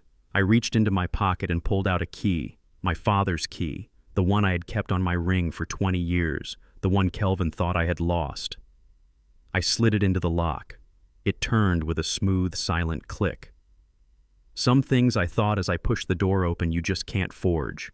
The door swung open, and we stepped into the light. The office of the district commander was on the top floor of the precinct, and it smelled of old cigar smoke and lemon furniture polish. It was the kind of room that was designed to intimidate people, but I was not intimidated. I was focused. Detective Harris had led us up there because he said there was someone who needed to see this personally, someone who knew my father. When the heavy oak door opened, a large man in a white dress shirt with gold stars on his collar stood up from behind a massive mahogany desk. He was a mountain of a man with skin the color of deep mahogany and hair that had turned the color of steel wool. Commander Silas Johnson. I remembered him. 40 years ago, he was just a skinny rookie walking the beat on 35th Street. My father, Big Walter, used to let him sit on our porch during the hot summer nights and drink iced tea. My father had vouched for him when he applied for the sergeant's exam. My father had loaned him $500 to buy his first car so he wouldn't have to take the bus to the academy. Silas looked at me, and then he looked at the woman holding my arm. His eyes went wide. He dropped the pen he was holding. "Ms. Lucinda," he whispered. "Hello, Silas," Mama said. Her voice was steady, but I could feel her trembling slightly. It wasn't fear. It was the adrenaline of the moment. "You are looking well. You finally grew into those ears of yours." Silas came around the desk. He moved fast for a big man. He ignored me completely and took Mama's hand in both of his. He looked like he was seeing a miracle or a ghost, and I suppose in a way he was seeing both. I heard you passed," he stammered. "I saw the obituary. I was going to come to the service yesterday, but we had a double homicide in Englewood. Ms. Lucinda, I am so sorry I wasn't there." "You didn't miss much," Silas' Mama said, pulling her hand back. "Just a lot of lies and a brass pot full of a stranger's ashes." Silas frowned. He looked at me for the first time. The warmth in his eyes vanished, replaced by the hard, cold stare of a career lawman. "Booker," he said, nodding at me, "it has been a long time. What is going on here? Why is your mother standing in my office when the state of Illinois says she is dead?" I walked over to his desk and laid the file down. It made a heavy thud. "Because my brother Kelvin is a thief and a liar," I said. "And because you are the only man in this building I trust to handle what needs to be done next." Silas opened the file. I watched his face as he read. I watched the muscle in his jaw jump as he looked at the death certificate. I saw his fist clench as he looked at the photos of the estate sale. I saw the veins in his neck bulge as he read the report about the John Doe body stolen from the morgue. By the time he finished reading, the silence in the room was thick enough to choke on. He stood up slowly. He walked over to the window and looked out at the city. Then he turned around and his face was a mask of pure fury. He did this, he asked. His voice was low, a rumble of thunder before the storm. "Kelvin did this. To Big Walter's wife." "He did," I said. "He burned a homeless woman and put her in a jar so he could sell the house Walter built with his own hands." "Yes." Silas walked back to his desk and slammed his hand down on the intercom button. The sound was like a gunshot. "Harris," he roared, "get the TAC team ready. I want 6 units. I want the Ram. I want shotguns. We are going to 4522 South King Drive, and we are going to drag that son of a bitch out by his ankles." He grabbed his radio from his belt. "All units, this is Commander Johnson. I want a perimeter around." I reached out and put my hand over his. "Silas, stop," I said. He looked at me like I was crazy. "Stop, Booker. He faked a death. He desecrated a corpse. He is selling your mother's house right now. I am going to go down there, and I am going to bury him under the jail." "Sit down, Silas," I said. "He is my brother, but he is a criminal, Booker. I know what he is. But I am asking you as a structural engineer and as the son of the man who helped you buy your first car. Sit down and listen to me." Silas hesitated. He looked at Mama. She nodded. "Listen to him, Silas. He has a plan." Silas slowly lowered the radio. He sat down heavily in his chair. "Talk fast, Booker," he said. "My blood is boiling. If you go in there now," I said, keeping my voice calm and analytical, "you arrest him for what? Filing a false instrument, identity theft, maybe fraud, but the house hasn't been sold yet. The deed hasn't been transferred. The big money hasn't changed hands." So what Silas asked. "It is still a felony. It is a Class 3 felony," I said. "With a good lawyer, and trust me, His wife Jessica will hire the best. He will plead it down. He will say he was confused by grief. He will say it was a clerical error at the hospital. He will say he thought the body was Mama. He will get probation. 2 years, maybe 3. He will walk away, Silas, and in 5 years he will do it again to someone else. I leaned across the desk.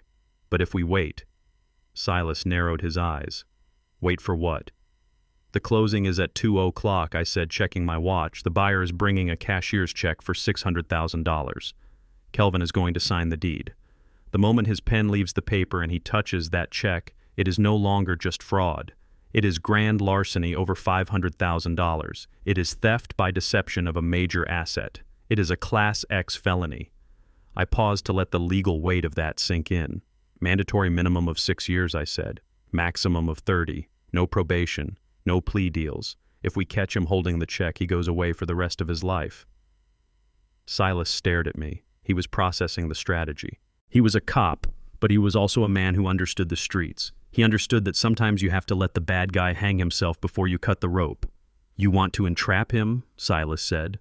I don't want to entrap him, I said. I want him to finish what he started. I want him to be fully committed. I want there to be absolutely no doubt in the eyes of a jury that his intent was to steal everything.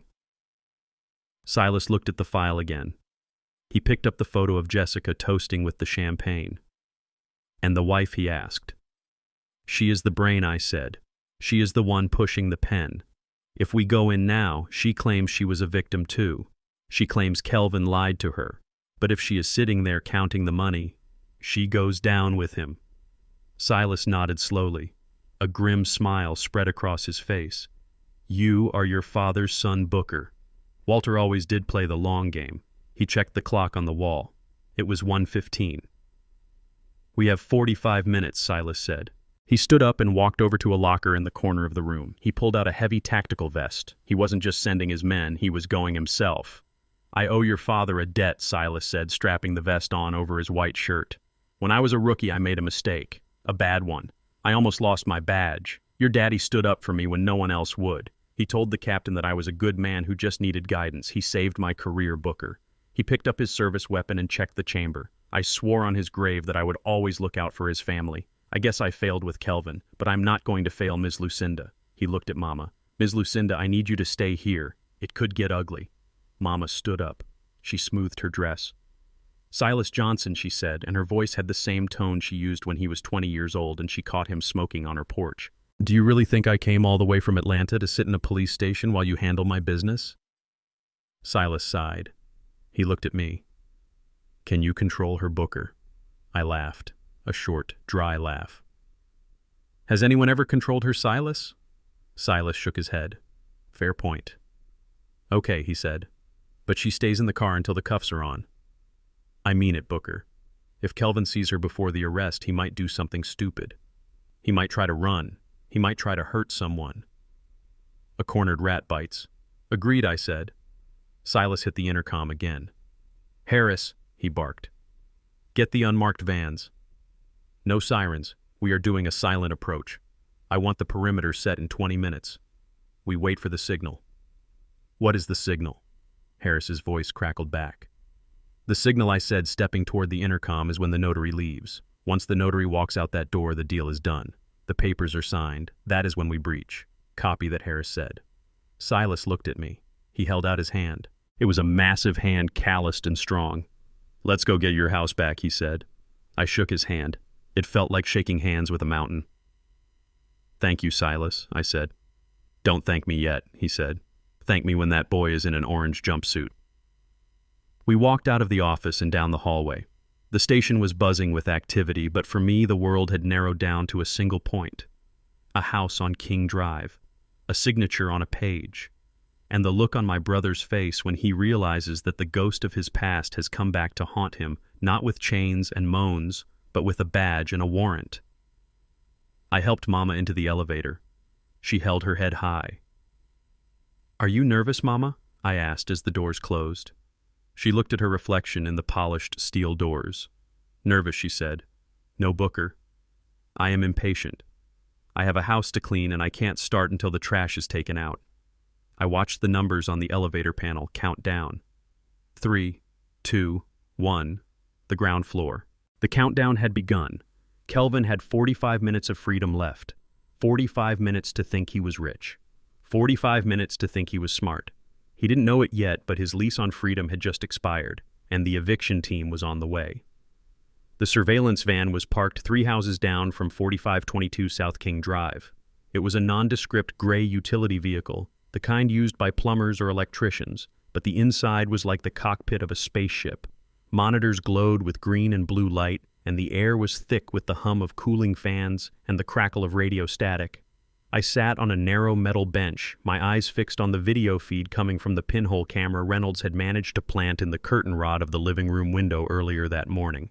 Commander Silas Johnson sat next to me, his massive arms crossed over his tactical vest, his face set in a grim mask of anticipation. Mama Lucinda was in the back of the van, sitting straight up on a swivel chair, refusing to lean back, refusing to look away from the screen. She was watching the final act of a tragedy she had written herself. Inside the house, the stage was set for the execution of a legacy. Kelvin and Jessica were sitting on the velvet sofa my father had bought in 1975. But they didn't look like people who belonged in that house. They looked like invaders. They looked like parasites who had grown too fat on their host. Jessica was wearing a white suit that I recognized immediately. It was designer, probably Italian, and it likely cost more than the roof repairs I had paid for last winter. She was wearing pearls that were too large to be real, and her hair was styled in a way that screamed new money. She looked like she was dressed for a yacht party, not a real estate closing. Kelvin sat next to her. He was wearing a brand new navy blue suit with a silk tie that was a little too bright. But unlike his wife, Kelvin did not look triumphant. He looked like a man who was waiting for the executioner's axe to fall. He was sweating. I could see the sheen of perspiration on his forehead even through the grainy video feed. His leg was bouncing up and down, a nervous tic he had developed when we were children whenever he had done something wrong and was waiting for Mama to find out. Across from them sat Marcus Thorne, the developer, and his attorney, a man named Mr. Sterling, who looked like he billed by the second. Between them on the coffee table lay a stack of documents 3 inches thick, and on top of that stack sat a single envelope. We all knew what was in the envelope: the cashier's check, the balance of the sale, $550,000. I adjusted the volume on the headset. The audio was crystal clear. So Mr. Ross, the attorney, said, pushing a document across the table, "We just need a few more signatures here. This is the final affidavit of title confirming that there are no other heirs and no other claims on the property." Kelvin reached for the pen. His hand was shaking so badly that he dropped it. It clattered onto the glass surface of the coffee table. "Sorry," Kelvin mumbled, picking it up. "Just nerves. It is a big day." Jessica reached over and placed her hand on his knee. It looked like a gesture of comfort, but I knew better. I saw her fingers dig into his flesh. It was a warning. "Get it together, baby," she purred. Her voice was smooth, but her eyes were hard as diamonds. "You are doing great. Think about Paris. Think about the view from the balcony." "I don't know, Jess," Kelvin whispered. He looked around the room. He looked at the piano in the corner. He looked at the photos on the mantel that Jessica hadn't thrown away yet. "This feels fast. Maybe we should have waited a week, just to be sure Booker doesn't call." Jessica's smile tightened. She leaned in close so the lawyer wouldn't hear, but the microphone picked up every venomous syllable. "Booker is an old fool," she hissed. "He is sitting in Atlanta crying into his tea. He signed the waiver, Kelvin. It is done. Don't you dare get cold feet now. Do you want to go back to dodging calls from your bookie? Do you want to lose this house to debt? Or do you want to be free?" Kelvin swallowed hard. He looked at the envelope on the table. The greed was warring with his conscience, and I watched the battle play out on his face. He was a weak man. He had always been a weak man. He wanted the prize, but he didn't want the guilt. But Jessica knew exactly which buttons to push. "Sign it," she ordered. Kelvin took a deep breath. He gripped the pen until his knuckles turned white. "Okay," he said. "Let's do this." He bent over the paper. I watched the pen touch the page. Silas shifted in his seat beside me. "Is that it?" he asked. "Is that the crime?"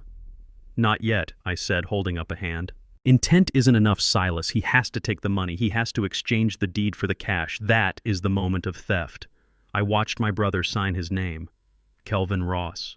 Then he signed it again on the next page, and again. The sound of the pen scratching against the paper was rhythmic and final. With every signature, he was severing a tie to his past. With every signature, he was hammering a nail into his own coffin. Thorne, the developer, was smiling. He was thinking about the 6 condos he was going to build on this lot. He was thinking about the profit margin. He didn't care about the history of the walls he was about to tear down. "Excellent," the attorney said, gathering the papers. He checked the signatures. "Everything looks in order. The deed is transferred. The property is yours, Mr. Thorne."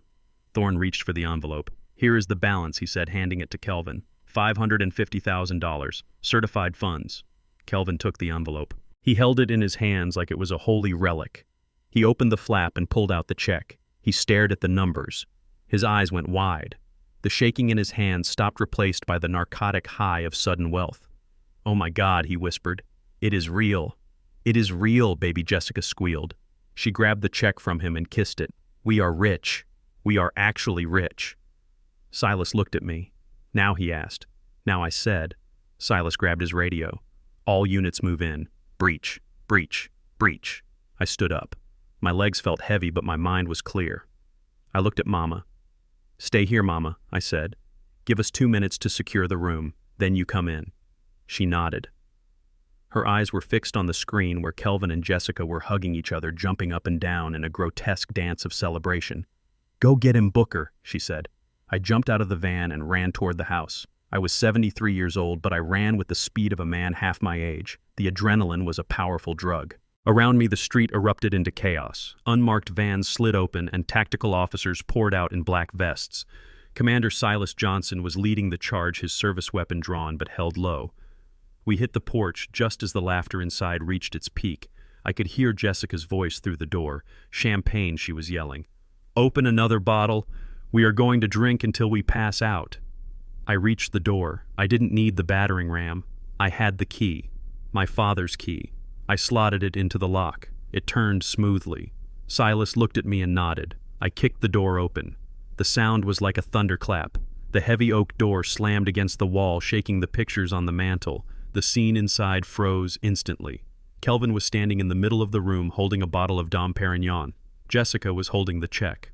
Thorne and the lawyer were shaking hands. They all turned to look at the door. For a second, they didn't understand what they were seeing. They saw a wall of black vests. They saw the glint of badges. And in the center of it all, they saw me. Booker Kelvin stammered.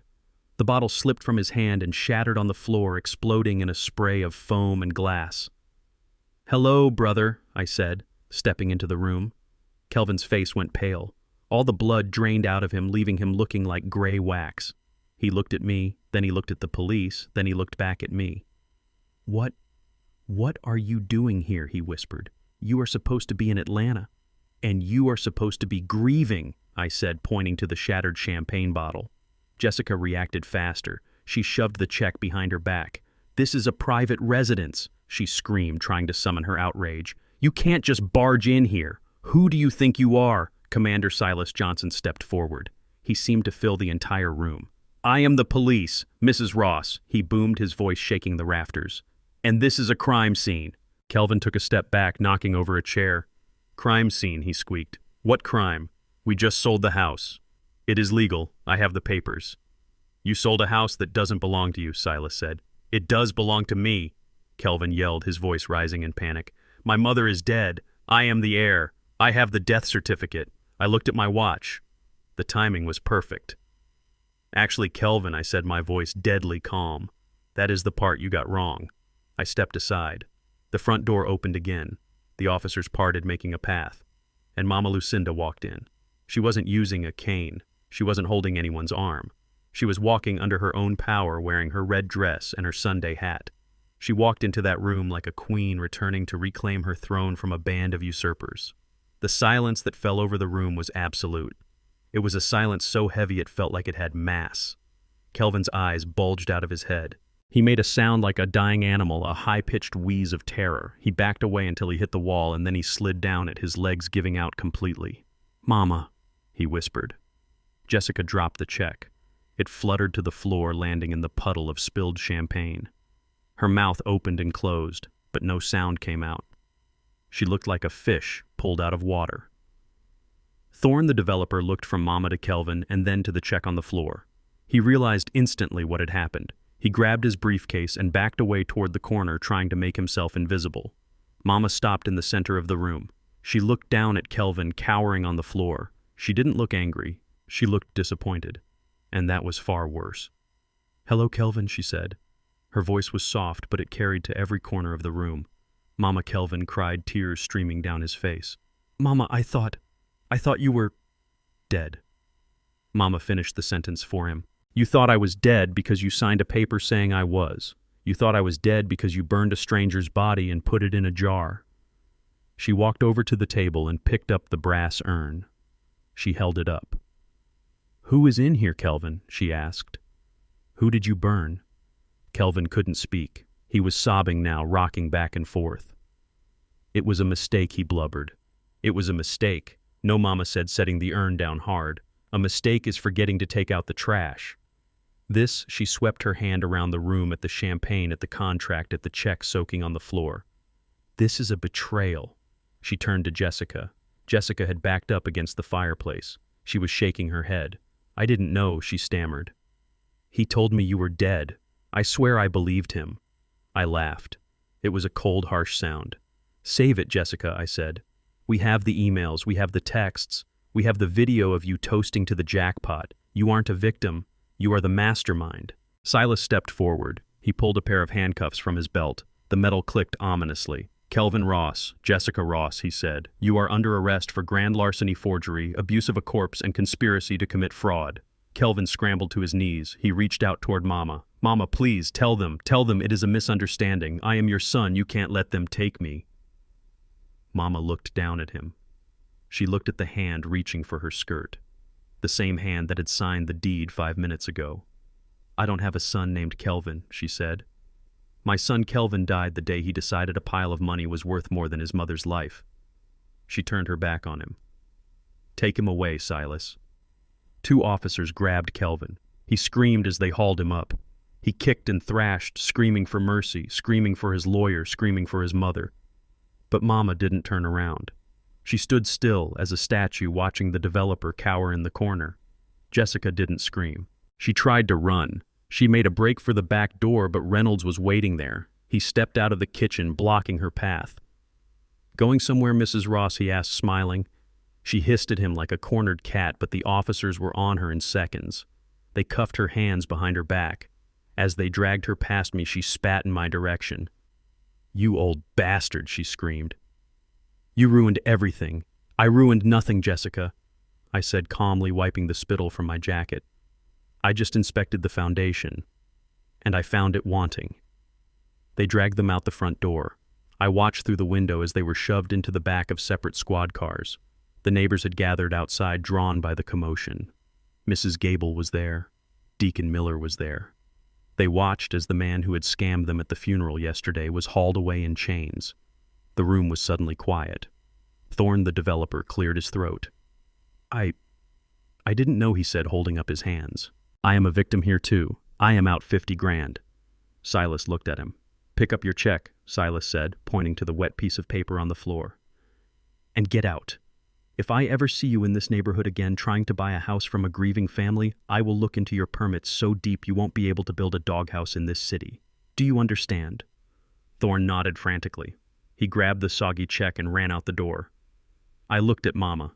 She was standing in the middle of the room looking at the empty space on the wall where a picture used to hang.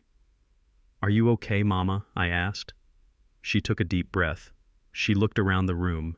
It smelled of expensive champagne and cheap greed. "Open the windows, Booker," she said. I walked over and threw the windows open. The cold, fresh air of Chicago rushed in, blowing away the stale scent of the perfume Jessica wore. She walked over to the sofa and sat down. She looked tired. She looked older than she had this morning. But she also looked clean. "It is over, Mama," I said, sitting down beside her. "No, Booker," she said, looking at the door where the police had just exited. "It is not over. We have to clean this mess up. We have to find out who that poor woman in the urn was, and we have to bury her properly." I nodded. "Of course." "But first," she said, leaning back and closing her eyes. "First I want a cup of tea. In my own kitchen. In my own house. I stood up. I will put the kettle on, Mama. I walked into the kitchen. It was messy. There were empty wine bottles on the counter. But as I filled the kettle with water, I felt a sense of peace settling over me. The structure had held. The storm had passed. The damage was severe, but the foundation was still standing. And that was all that mattered. The ink was less than a millimeter from the paper. I could see it from the doorway, a tiny black drop of liquid potential energy, waiting to become kinetic, waiting to transform a legacy into a transaction. Kelvin's hand was trembling, not with hesitation, but with the vibrato of a junkie about to get his fix. The tip of the pen hovered over the signature line, that sacred space where a man gives his word. But Kelvin had no word to give. He had sold it years ago for a losing hand of poker. I stood on the other side of the heavy oak door, my hands gripping the rubber handles of the wheelchair. Mama Lucinda sat below me. She was small in the chair, her frame hidden beneath a heavy shawl, her head bowed slightly under the brim of her Sunday hat. We had decided on the wheelchair at the last minute. It was a tactical choice. It was theater. We wanted them to see frailty before they felt the force. We wanted them to underestimate the structural integrity of the woman they had tried to erase. Commander Silas Johnson and his team were pressed against the brick walls on either side of the porch, silent as shadows, weapons drawn but held low. They were the hammer, but we were the needle. And the needle had to go in first. I nodded to Reynolds, who was crouched by the lock. He didn't need a battering ram. He reached up and turned the handle. The door was unlocked. They were so confident, so arrogant in their victory that they hadn't even bothered to bolt the door against the world. I took a deep breath. The air tasted of autumn leaves and impending justice. I pushed. The door didn't bang open. It swung wide with a slow, ominous creak, a sound that seemed to stretch out and fill the entire house. I pushed the wheelchair over the threshold. The rubber tires hummed softly on the hardwood floor, a sound I had heard 1,000 times in hospitals and nursing homes, usually signaling the end of something. But today it signaled the beginning. I stopped the chair right at the edge of the living room rug. I didn't say a word. I just stood there, a 73-year-old man in a black suit standing behind a 94-year-old woman in a wheelchair, blocking the light from the hallway. The room froze. It didn't just go quiet. The physics of the room seemed to stop. The dust motes dancing in the sunbeams hung suspended in the air. Kelvin was the first to react. The pen slipped from his fingers. It didn't fall like a pen. It fell like a gavel. It hit the glass coffee table with a sharp clack that sounded like a gunshot in the silence. It rolled across the glass and dropped to the floor, spinning to a stop near his polished shoe. He looked up. His eyes didn't register recognition at first. They registered confusion. His brain was trying to reconcile two opposing realities. In one reality, he had a death certificate in his pocket and a check for $500,000 on the table. In the other reality, his dead mother was sitting 10 feet away from him. Jessica was faster. She was standing behind the sofa, a glass of champagne halfway to her lips. The glass slipped. It tumbled through the air end over end, spilling expensive golden bubbles before shattering on the floor. She didn't look at the glass. She looked at the wheelchair. Her face, which moments ago had been flushed with the excitement of wealth, drained of color so instantly it looked like the blood had been siphoned out of her. Her mouth opened a perfect circle of horror.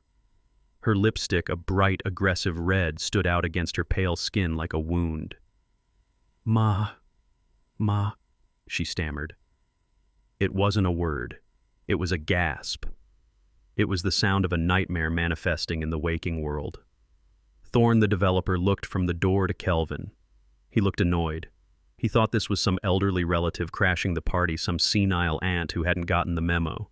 "Who is this?" Thorne asked, his voice breaking the spell. "Kelvin, get rid of them. We are in the middle of a closing." Kelvin didn't move. He couldn't move. He was paralyzed by a terror that went deeper than law. It was the primal terror of a child caught in the ultimate sin. He was staring at the hat. He was staring at the hands resting on the shawl. He knew those hands. He had seen them wring out washcloths. He had seen them hold a Bible. He had seen them count pennies to buy him school shoes. "Mama," Kelvin whispered. His voice was a high, thin reed. Mama Lucinda didn't look up. Not yet. She sat perfectly still, letting the silence stretch, letting the tension build until it felt like the walls were bending inward. Then slowly, deliberately, she reached up and removed her hat. She placed it on her lap. She lifted her head. Her eyes were clear. There was no cloud of dementia. There was no fog of age. There was only the cold, hard steel of a woman who had survived the Great Depression, the Jim Crow South, and the death of a husband only to be betrayed by the fruit of her own womb. She gripped the armrests of the wheelchair. Jessica let out a small whimper and took a step back, her heels clicking on the floor. She grabbed the back of the sofa for support. She was shaking her head back and forth, a erratic, jerky motion. "No," she whispered. "No, no, no.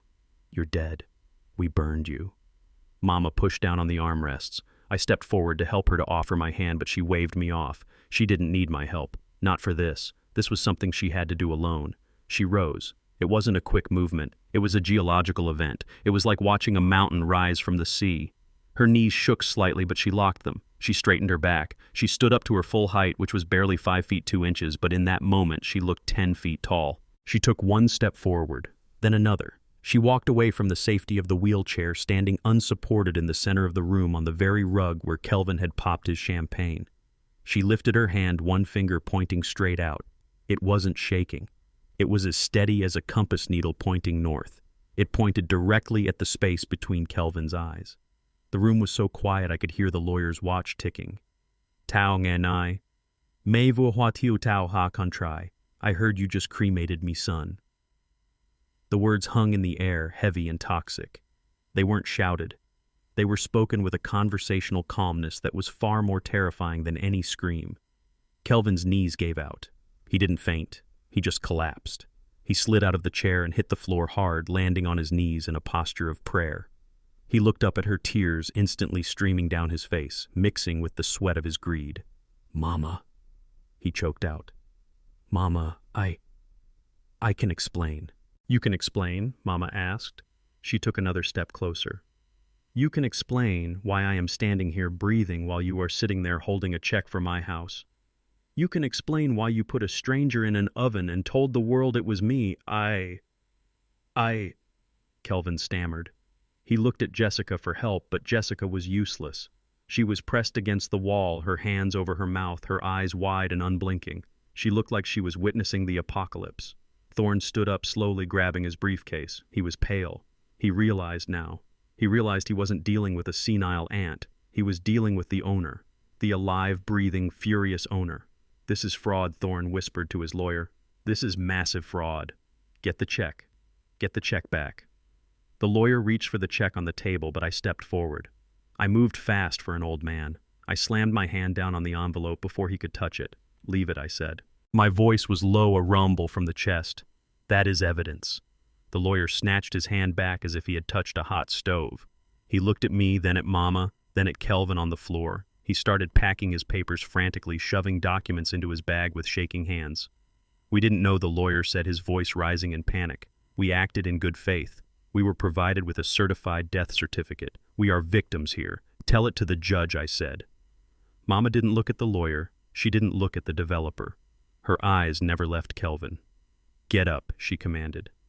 Kelvin tried to stand, but his legs wouldn't work. He crawled toward her. He actually crawled. It was a pathetic, disgusting sight.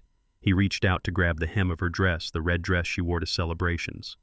"Don't you touch me," Mama said. Her voice cracked like a whip. Kelvin froze his hand, hovering inches from the fabric. "I raised you to be a man," Mama said. "I worked double shifts scrubbing floors so you could have clean clothes. Your father broke his back in that mill so you could go to school. And this is how you pay us back. By burying me before I'm dead. By selling the roof over my head for a gambling debt." "It wasn't me," Kelvin wailed, pointing a shaking finger at Jessica. "It was her. She made me do it. She said you were old. She said you wouldn't know. She handled the paperwork." Jessica let out a screech. "You lying coward. You told me she was sick. You told me it was for the best. Don't you dare pin this on me." They started screaming at each other. The veneer of their sophisticated, loving marriage dissolved instantly into a puddle of accusations and hate. They looked like rats fighting over a scrap of meat on a sinking ship. Mama just watched them. She watched them tear each other apart with a look of profound sorrow. This was her victory, but it was also her tragedy. She was watching the final death of her family, not the physical death they had planned for her, but the moral death of the son she had loved. "Enough," I shouted. The room went silent again. I looked at Mama. She nodded. She was tired. The adrenaline was fading and the weight of the moment was settling on her shoulders. "Call them in, Booker," she said softly. I'm done looking at him. I turned toward the open door and raised my hand. Commander Silas Johnson stepped into the frame. He didn't look like a friend of the family today. He looked like the wrath of God. Behind him, 4 tactical officers flowed into the room like black water, their presence filling every corner, blocking every exit. Kelvin looked at the police. He looked at the handcuffs on Silas's belt. He looked at the check on the table. And then he did something that broke my heart one last time. He didn't reach for Mama. He didn't reach for his wife. He lunged for the check. It was instinct. It was the muscle memory of an addict. Even with his mother standing there, even with the police in the room, his brain saw that envelope as the only life raft in the ocean. He grabbed the envelope and scrambled toward the back door. It was a foolish, desperate move. Silas didn't even draw his weapon. He just stepped forward and kicked Kelvin's legs out from under him. Kelvin hit the floor face first. The envelope skidded across the hardwood, sliding until it stopped right at the toe of Mama's shoe. Officers swarmed him. Hands were wrenched behind backs. Cuffs clicked. The sounds of struggle were brief and violent. Jessica tried to run toward the kitchen, her heels slipping on the spilled champagne. Reynolds stepped out from the hallway, blocking her path with a grim smile. 2 officers grabbed her arms. She screamed a high, piercing sound that shattered the last of the dignity in the room. I looked at Mama. She hadn't flinched. She looked down at the envelope at her feet. She bent down slowly, painfully, and picked it up. She held it in her hand. $550,000, the price of her life. She looked at Kelvin, who was now pressed against the floor, a knee in his back, his face mashed against the wood. "You wanted this so bad," Mama said, her voice trembling with tears for the first time. "You wanted it more than you wanted me." She ripped the envelope in half, then in half again. She let the pieces fall like snow onto his head. "Take him away, Silas," she said. As they dragged him out, he stopped screaming. He just looked at her, his eyes dead and empty. He knew. He finally knew that there was no coming back from this. He hadn't just lost a house. He had lost his name. I walked over to Mama and put my hands on her shoulders. She was shaking now. The adrenaline was gone, leaving behind the cold reality of what had just happened. "Sit down, Mama," I said gently. "I'll get the wheelchair." "No," she said. She took a deep breath and straightened her spine again.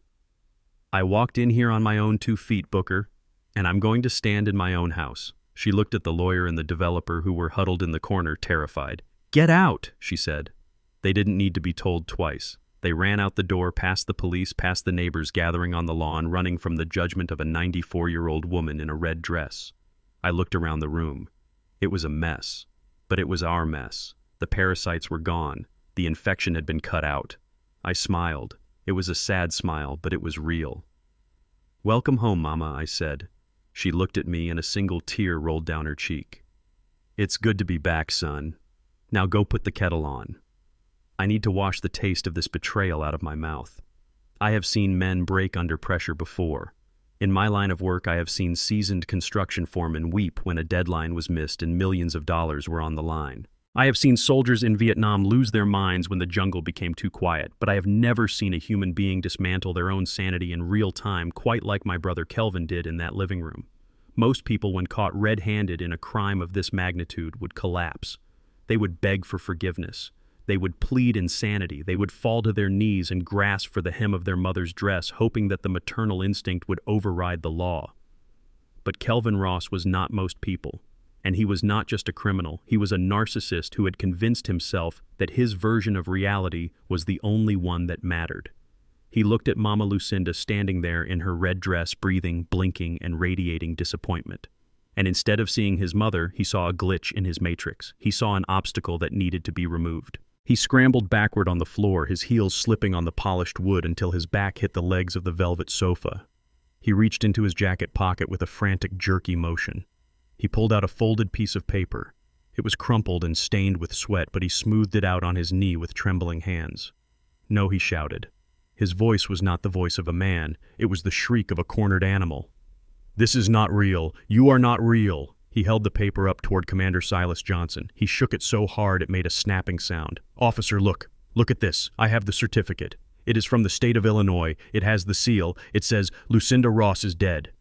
He pointed a shaking finger at Mama. That woman is a fraud. That is not my mother. My mother died on Tuesday. I saw the body. I identified her. This is a trick. The room went deadly silent. Even the police officers looked uncomfortable. There is something deeply disturbing about watching a man deny the existence of the woman who gave birth to him while she is staring him in the face. Booker did this. Kelvin screamed, turning his wild eyes toward me. He pointed at me, his face twisted into a mask of pure hate. He hired her. He went out and found some old senile woman who looks like Mom. He dressed her up. He is trying to steal my inheritance. I stood there, my hands clasped behind my back, watching him. I felt a deep, cold pit open in my stomach. It wasn't anger anymore. It was pity. He was so far gone, so consumed by his greed that he was willing to erase his mother's existence right to her face rather than admit he was wrong. Kelvin, I said, my voice low and steady. You need to stop. You are embarrassing yourself, and you are breaking her heart. I am not the one embarrassing myself, he yelled. He tried to stand up, but his legs were shaking too much, so he stayed on his knees, clutching the death certificate like a holy shield. I have the paperwork. The law says she is dead. If the law says she is dead, then she is dead. This woman is an imposter. She is an actress. He looked at the developer, Marcus Thorne, who was pressed into the corner of the room, clutching his briefcase to his chest. Mr. Thorne, don't listen to them, Kelvin pleaded. We have a deal. You gave me the check. The house is yours. Just tell the police to get these trespassers out of here so we can finish. Thorne looked at Kelvin, and then he looked at Mama Lucinda. Thorne was a businessman. He dealt in concrete and steel. He knew what was real. And looking at the 94-year-old woman with the fire of God in her eyes, he knew she wasn't an actress. I think, Thorne stammered, edging toward the door. I think I need to go. This is too much. You are not going anywhere, Jessica shrieked. If Kelvin was operating out of panic, Jessica was operating out of pure distilled malice. She realized that the grieving son act wasn't working. She realized that the victim card had expired. So she played the only card she had left. She went on the attack. She stepped out from behind the sofa. Her face was pale, but her eyes were burning. She looked at Mama Lucinda with a sneer of absolute disgust. Kelvin is right, she spat. Her voice was sharp, cutting through the air like a razor.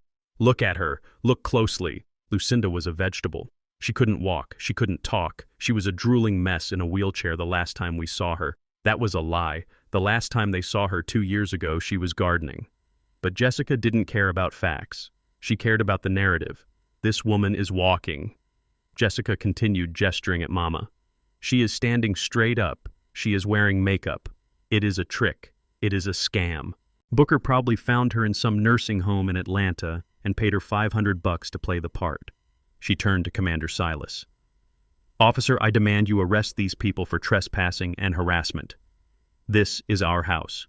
We have the deed. We have the keys. We have the death certificate. Remove this old woman from my property immediately. The audacity was breathtaking. She was standing in my mother's living room, surrounded by my mother's furniture, demanding that the police remove my mother from her own home based on a lie that they had concocted 3 days ago. Mama Lucinda didn't move. She didn't shout back. She simply watched them. She watched her son groveling on the floor with a piece of paper. She watched her daughter-in-law spewing venom. Then she spoke. Her voice was not loud. It was the quiet, terrifying voice of a schoolteacher who has lost all patience with an unruly class. Kelvin Jerome Ross, she said. Kelvin flinched. He stopped waving the paper. You say I am an actress, Mama asked. You say I am a stranger. She took a step closer to him. The police officers tensed, but Silas held up a hand to hold them back. He wanted to let this play out. If I am a stranger, Mama said, looking down at him, then how do I know about the scar on your left thigh? Kelvin froze. His mouth opened, but no sound came out. How do I know? Mama continued, her voice relentless, that you got that scar when you were 7 years old. You were trying to climb the fence to steal Mr. Henderson's apples. You fell and cut yourself on the rusty wire. You were so scared I would whip you that you hid in the shed for 3 hours. She took another step. I found you bleeding. I didn't whip you. I cleaned it with alcohol while you cried. I stitched your pants so your father wouldn't know. I held you on my lap until you fell asleep. She leaned down, her face inches from his. Does a stranger know that, Kelvin? Does an actress know how you cried that night? Does a certificate from the state of Illinois? Remember the way I rocked you to sleep? Kelvin was trembling violently now. The paper in his hand was shaking so hard it was making a rattling sound. He was cornered. The truth was closing in on him, squeezing the air out of his lungs, but he couldn't let go. If he admitted she was real, he admitted he was a monster. So he chose the madness. "Stop it!" he screamed, covering his ears with his hands. "Shut up. You read that in a diary. Booker told you, you are not her. My mother is dead. She is ash. I have the urn." He pointed at the brass urn on the table. "That is her, in the jar. That is the real Lucinda. You are just a ghost." Jessica grabbed his shoulder. She was desperate. She saw the police officers exchanging looks. She saw the doubt on the lawyer's face. She knew they were losing control of the room. "Don't listen to her, Kelvin," she yelled. "It is a mind game. They are gaslighting us." She turned to the commander, her face twisted into a snarl. "Are you going to do your job or not?" she screamed at Silas. "I want them out. I want them arrested. This is home invasion. I know my rights. I am a taxpayer. Get this senile old hag out of my house." That was the breaking point. You could feel the shift in the room. The air pressure dropped. Commander Silas Johnson took a step forward. He was a big man, and when he moved, the floorboards groaned. He didn't look at Jessica. He looked at Kelvin. He reached down and plucked the death certificate out of Kelvin's hand. He didn't snatch it. He just took it like a parent taking a dangerous toy away from a toddler. Kelvin grabbed at the empty air. "Hey, give that back. That is my proof." Silas looked at the paper. He read it slowly. Then he looked at Mama Lucinda. Ms. Lucinda, Silas said, his voice deep and rumbling. "Can you tell me your date of birth?" "April 4th, 1929, Mama said clearly. "And your social security number?" Mama recited the numbers without hesitation. Silas nodded. He looked at Kelvin. "Son," Silas said, and the word sounded like a judgment. "I have known your mother for 40 years. I have sat on this porch and eaten her peach cobbler. I know her voice. I know her walk. And I know the look in her eye when she is dealing with a fool." He crumpled the death certificate in his massive fist. It made a dry, crunching sound. "This paper," Silas said, dropping the ball of paper onto the floor, "is a lie. But those handcuffs on my belt? Those are very real." "No," Kelvin shrieked. He tried to scramble away, crawling backward toward the fireplace. "It is a conspiracy. You are all in on it. You are trying to frame me." Jessica realized the ship was sinking. She let go of Kelvin. She backed away from him, holding her hands up. "I didn't know," she shouted, her voice shrill and panicked. "I swear, officer, he told me she was dead. He showed me the body. I am a victim here. He tricked me too." Kelvin stopped crawling. He looked up at his wife, the woman who had told him to sign the papers, the woman who had toasted to the jackpot, the woman who had just called his mother a hag. "You," Kelvin whispered. "You liar. You planned the whole thing. You found the homeless woman. You told me which funeral home to go to." "I did not," Jessica screamed back. "You are a sick, twisted man, Kelvin. Keep me out of this." They were turning on each other. The bond of greed that held them together had snapped, and now they were just two rats in a bucket clawing at each other's eyes to survive. I watched them with a heavy heart. This was my family. This was the bloodline of Big Walter Ross, and it had come to this. A screaming match in the living room while the police prepared to haul them away. Booker, Mama said softly. I turned to her. She looked tired. The fire was still there, but it was burning low. "I have heard enough," she said. I nodded. "Commander," I said, "please remove them." Silas signaled his men. It happened fast. 2 officers grabbed Kelvin. He fought them. He kicked and screamed, thrashing like a child having a tantrum. "She is dead," he howled as they dragged him toward the door. "Tell them she is dead. I have the certificate. I have the proof." His denial lasted until the very end.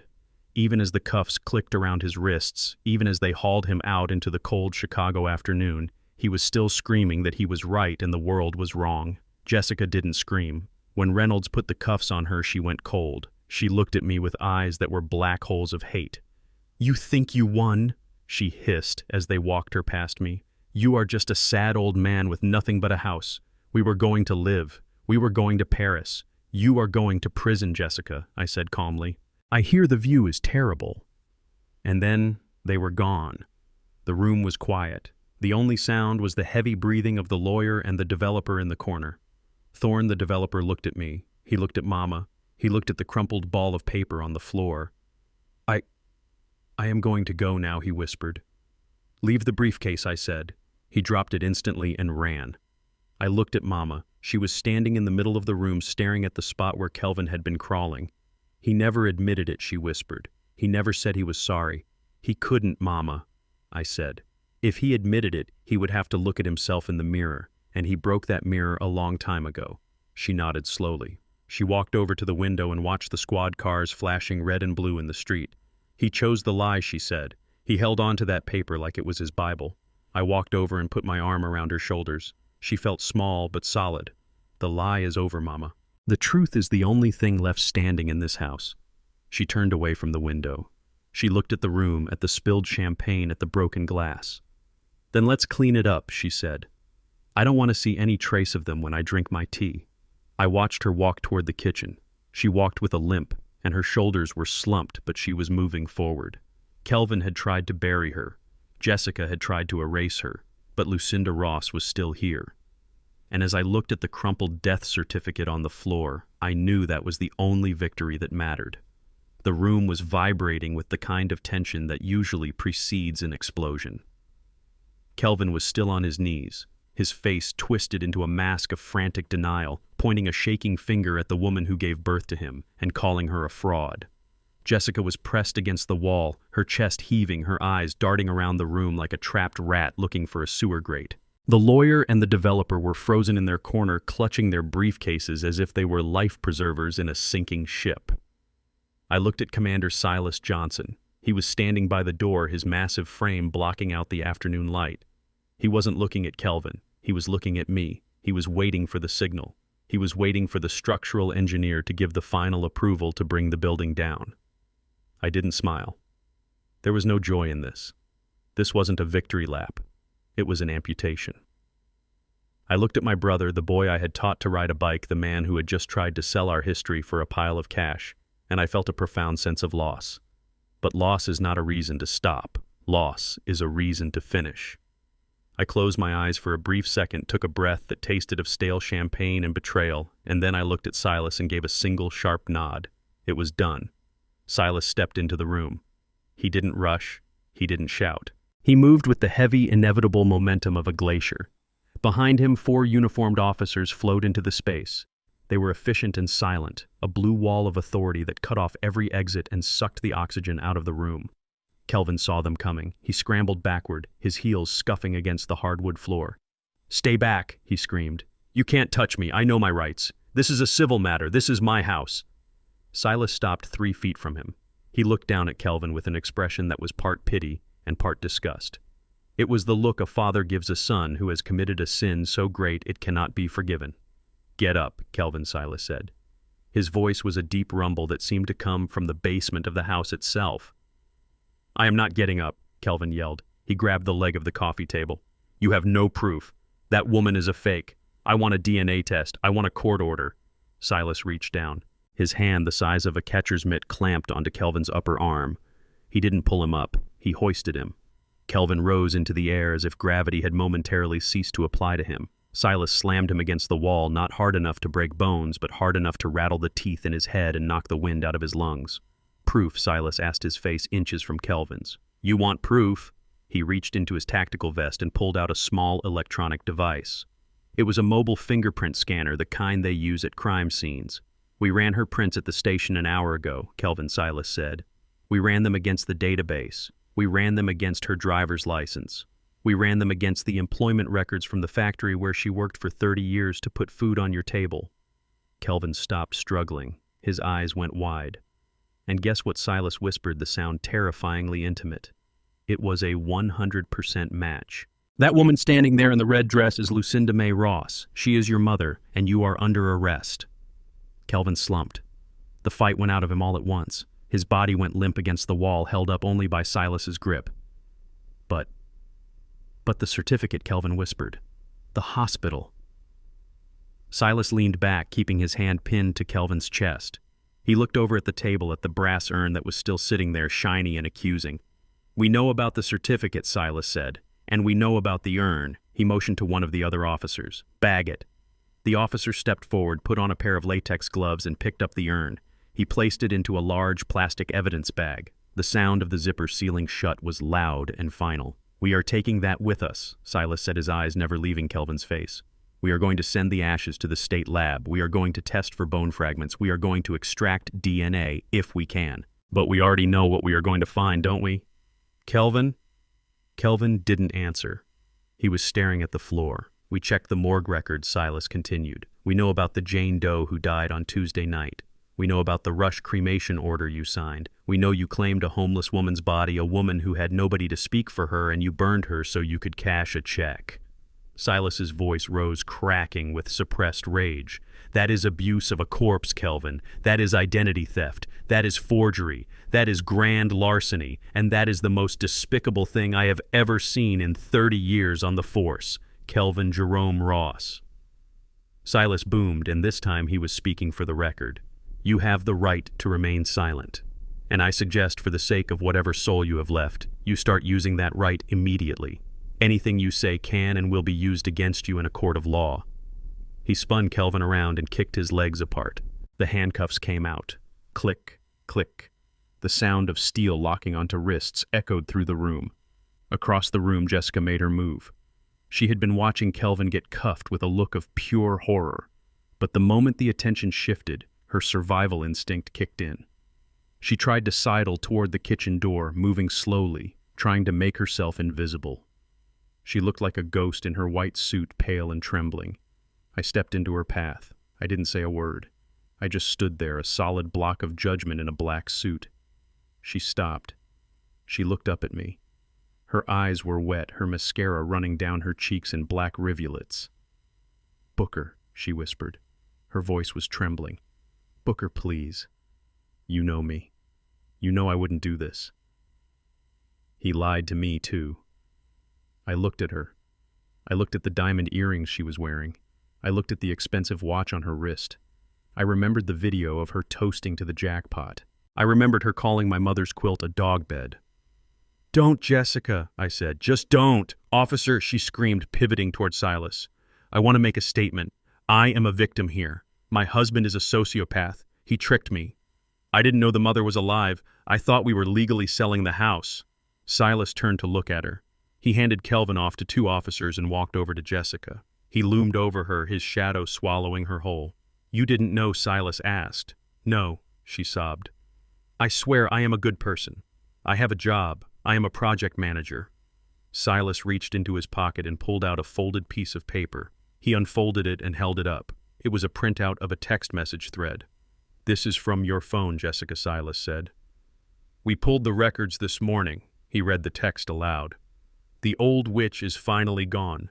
Make sure the body is burned before Booker asks for an autopsy. We need that money for Paris. Jessica stopped crying. Her mouth hung open. The color drained from her face until she looked like a wax statue. And this one, Silas continued reading the next line. If the brother asks, tell him she hated him. Make him feel guilty so he stays in Atlanta. I want that house cleared by Friday. Silas lowered the paper. You are not a victim, Mrs. Ross. You are the architect. You are the one who pushed him. You are the one who planned the sale. You are the co-conspirator in a Class X felony. Cuff her, Silas ordered. Jessica started to scream. It wasn't a scream of fear. It was a scream of entitlement. You can't do this to me. I have a reputation. I know people. I am not going to jail. Do you know who I am? Reynolds, who had been standing by the back door, stepped forward. He pulled her hands behind her back with a little more force than was strictly necessary. We know exactly who you are, Lady Reynolds said as he snapped the cuffs on. You are inmate number 2. As they dragged her out, she passed Mama Lucinda. Mama was still standing in the center of the room watching the proceedings with a calm detachment. Jessica lunged at her, straining against the cuffs, her face twisted into a snarl of pure hatred. I hope you die, Jessica screamed. I hope you really die this time, you old hag. You ruined my life. Mama didn't flinch. She didn't blink. She just looked at Jessica with a steady, pitying gaze. I didn't ruin your life, child, Mama said softly. I just turned on the lights. What you did in the dark is your own doing. Get her out of here, Silas growled. The officers hauled Jessica out the door. Her screams faded as they shoved her into the back of a squad car, replaced by the crackle of police radios and the murmurs of the neighbors who had gathered on the lawn. The room was suddenly empty save for me, Mama, Silas, and the two men in the corner. Marcus Thorne, the developer, was shaking. He had watched the entire arrest with his back pressed against the wall, clutching his briefcase so hard his knuckles were white. The lawyer next to him looked like he was about to vomit. Silas turned his attention to them. Gentlemen, Silas said. Thorne jumped. Officer, look, we are innocent parties. We had no idea. We were presented with legal documents. Silas walked over to the table and picked up the check, the one Mama had torn in half. He picked up the pieces. You were buying a $600,000 house for $550,000, Silas said. You were rushing a closing 3 days after a death. You didn't ask questions because the price was right. Thorne swallowed hard. That is just business. It is negligence, Silas said, and if I find out you knew anything about that fake death certificate, if I find one email, one text message linking you to Kelvin before today, I will come back for you. We didn't, the lawyer squeaked. I swear. Then get out, Silas said, and take your paperwork with you. This house is not for sale. Thorne and the lawyer scrambled for the door. They practically tripped over each other in their haste to get away from the house, away from the police, and most of all, away from the judgment of the Ross family. When the door closed behind them, the silence returned. But it wasn't the heavy, suffocating silence of before. It was a clean silence. The silence of a storm that has finally broken. Silas stood in the middle of the room. He looked tired. He took off his hat and wiped his forehead. I am sorry you had to see that, Ms. Lucinda, he said. Mama walked over to him. She reached up and patted his arm. You did good, Silas, she said. You did what needed to be done. Silas looked at the floor where the shattered champagne glass still lay. I can't believe it, he whispered. I watched him grow up. I remember when he wanted to be an astronaut. How does a boy go from wanting to touch the stars to burning a stranger in a kiln? Greed is a powerful drug. Silas, I said, walking over to join them. It rewrites your memory. It blinds you to everything but the next dollar. Silas nodded. He looked at me. They are going away for a long time, Booker. The abuse of a corpse charge alone carries a heavy sentence. With the fraud, the theft, they won't see the outside of a cell for 20 years. I know, I said. Silas put his hat back on. I have to go down to the station and process the paperwork. I need to secure the evidence. He paused at the door. Ms. Lucinda, do you need a ride somewhere? A hotel. Mama looked around the room. She looked at the photos on the mantel. She looked at the spot on the rug where she had stood her ground. No, Silas, she said. I am home. Booker and I have some cleaning to do. Silas smiled. A genuine warm smile. All right then. I will leave an officer outside tonight just in case. Call me if you need anything. He walked out, closing the door softly behind him. I looked at Mama. She was staring at the empty space where Kelvin had been kneeling. Are you okay? I asked. She didn't answer immediately. She walked over to the window and looked out at the street. She watched the squad cars pull away, their lights flashing against the gray Chicago sky. She watched her son being driven away in a cage. I am okay, Booker, she said finally. Her voice was quiet, but it didn't waver. I lost a son today. But I think I lost him a long time ago. Today was just the funeral. She turned back to me. Her eyes were dry. Now she said, pointing to the kitchen. Where is my tea, and bring a broom? We have to sweep up this glass. I won't have my house looking like a crime scene. I watched her walk toward the kitchen, her back straight, her head high. She was bruised, she was battered, but she was unbroken. I followed her, ready to sweep, ready to clean, ready to rebuild. The demolition was over. It was time for the reconstruction. You think the sound of a judge banging a gavel is the loudest sound in the legal system, but you are wrong. The loudest sound is the click of handcuffs closing around the wrists of your own brother in the hallway of the house where you both learned to walk. It is a mechanical finality that echoes off the walls and vibrates in your teeth. Kelvin was slumped against the doorframe, held up only by the grip of two officers. His expensive suit was rumpled, his tie was askew, and his face was a portrait of absolute ruin. He wasn't crying anymore. He was hyperventilating. He was looking at the floor, at the ceiling, at anything but me or Mama Lucinda. But if Kelvin was broken, Jessica was detonating. She was standing near the patrol car, struggling against Reynolds, who was holding her arm with a firm professional grip. She wasn't looking at the ground. She was looking at Kelvin, and her eyes were not filled with compassion. They were filled with the terrified fury of a rat realizing the ship wasn't just sinking, it was already underwater. "He made me do it," she screamed. Her voice was raw, scraping against the afternoon air. "I didn't know anything. He told me his mother was dead. He showed me the certificate. I am a victim here." She twisted her body, trying to make eye contact with Commander Silas Johnson. "Officer, please listen to me. I am a respectable woman. I work in project management. I have never broken a law in my life. My husband is a liar and a manipulator. He threatened me. He said if I didn't help him sell the house, he would hurt me." I watched Kelvin's head snap up. The shock on his face was genuine. He had just lost his freedom, his mother, and his inheritance. But hearing his wife throw him to the wolves seemed to be the blow that actually drew blood. "Jessica," he whispered hoarsely. "What are you saying?" "We planned this together. You found the buyer. You found the notary." "Liar," she shrieked, spitting the word at him. "You are a sick, pathological liar. I only went along with it because I was afraid of you. You dragged me into this. I want a lawyer. I want to file a restraining order." It was a masterclass in survival instinct. She was willing to send him to prison for 50 years if it meant she could plead down to a misdemeanor.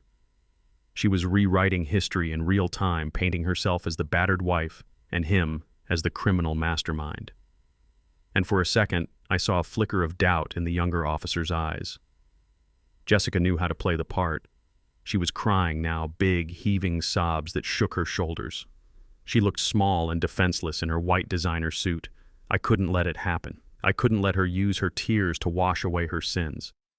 I stepped off the porch and walked down the steps. I reached into my pocket and pulled out my phone. "Reynolds," I said, my voice cutting through her sobbing. "Hold her right there." I tapped the screen and opened the audio file that Reynolds had sent me 2 days ago. It was a recording taken from the listening device in the living room the night before the sale. The quality was crystal clear. I held the phone up in the air like a lantern in the darkness. Jessica's voice rang out, filling the space between the house and the street. "Stop whining, Kelvin. The old hag is gone. Who cares if we burn a stranger? Just sign the papers. Once we get the money, we dump the rest of her junk at the Goodwill and fly to Paris. I never want to set foot in this dusty old dump again." The recording continued. "Make sure you cry at the funeral, Kelvin. People love a sad son. And if your brother calls, tell him she hated him. Break his heart so he stays away." I pressed stop. The silence that followed was heavy and suffocating. Jessica's mouth was open, but no sound came out. The tears stopped, instantly proving they were nothing but saltwater props. I looked at her. "He threatened you?" I asked. "Because it sounds to me like you were the one giving the orders, Jessica. It sounds to me like you were the one calling my mother a hag. It sounds to me like you were the one planning the disposal of her belongings like they were trash." She stared at the phone in my hand as if it were a gun. The color drained from her face, leaving her looking gray and old. She knew. She knew the game was over. The mask had been ripped off, and underneath there was nothing but greed and rot. Kelvin was staring at her too. He looked like a man waking up from a long coma only to find out his legs had been cut off. "You called the funeral a show," he whispered. "You told me you loved me. You told me we were partners." "I loved the money, you idiot," she hissed, dropping the act completely. Her face twisted into a snarl that was ugly and real. "I loved the idea of $600,000. I didn't love you. Look at you. You are a loser, Kelvin. You have always been a loser. You can't even steal a house right." Commander Silas shook his head in disgust. "Get her out of my sight," he growled. As the officers shoved her into the back of the squad car, she started screaming again, but this time it was just obscenities. She cursed me. She cursed Mama. She cursed the police. She cursed the world for having the audacity to catch her. But the nightmare wasn't over. Just as the door to the squad car slammed shut, a black SUV with tinted windows rolled slowly down the street. It didn't have police plates. It moved with a predatory slowness, creeping along the curb like a shark in shallow water. It stopped right in front of the house, blocking the driveway. Two men got out. They were huge men wearing leather jackets that were too tight across the shoulders. They didn't look like neighbors. They didn't look like buyers. They looked like consequences. Kelvin saw them and he started to shake. It wasn't the trembling of nervousness anymore. It was the convulsive shaking of terror. "No," he whimpered. "Not now. Please, God, not now." The driver of the SUV, a man with a shaved head and a neck tattoo, took a few steps onto the lawn. He ignored the police. He ignored the neighbors. He looked straight at Kelvin. He didn't say a word. He just tapped his wrist where a watch would be. I knew who they were. You don't work in construction in big cities for 40 years without learning to recognize the loan sharks. These were the men Kelvin owed. These were the men who had motivated him to fake his mother's death. These were the men who were expecting a payout today. Commander Silas stepped forward, his hand resting on his holster. "Can I help you, gentlemen?" he asked, his voice dangerously polite. "This is a crime scene."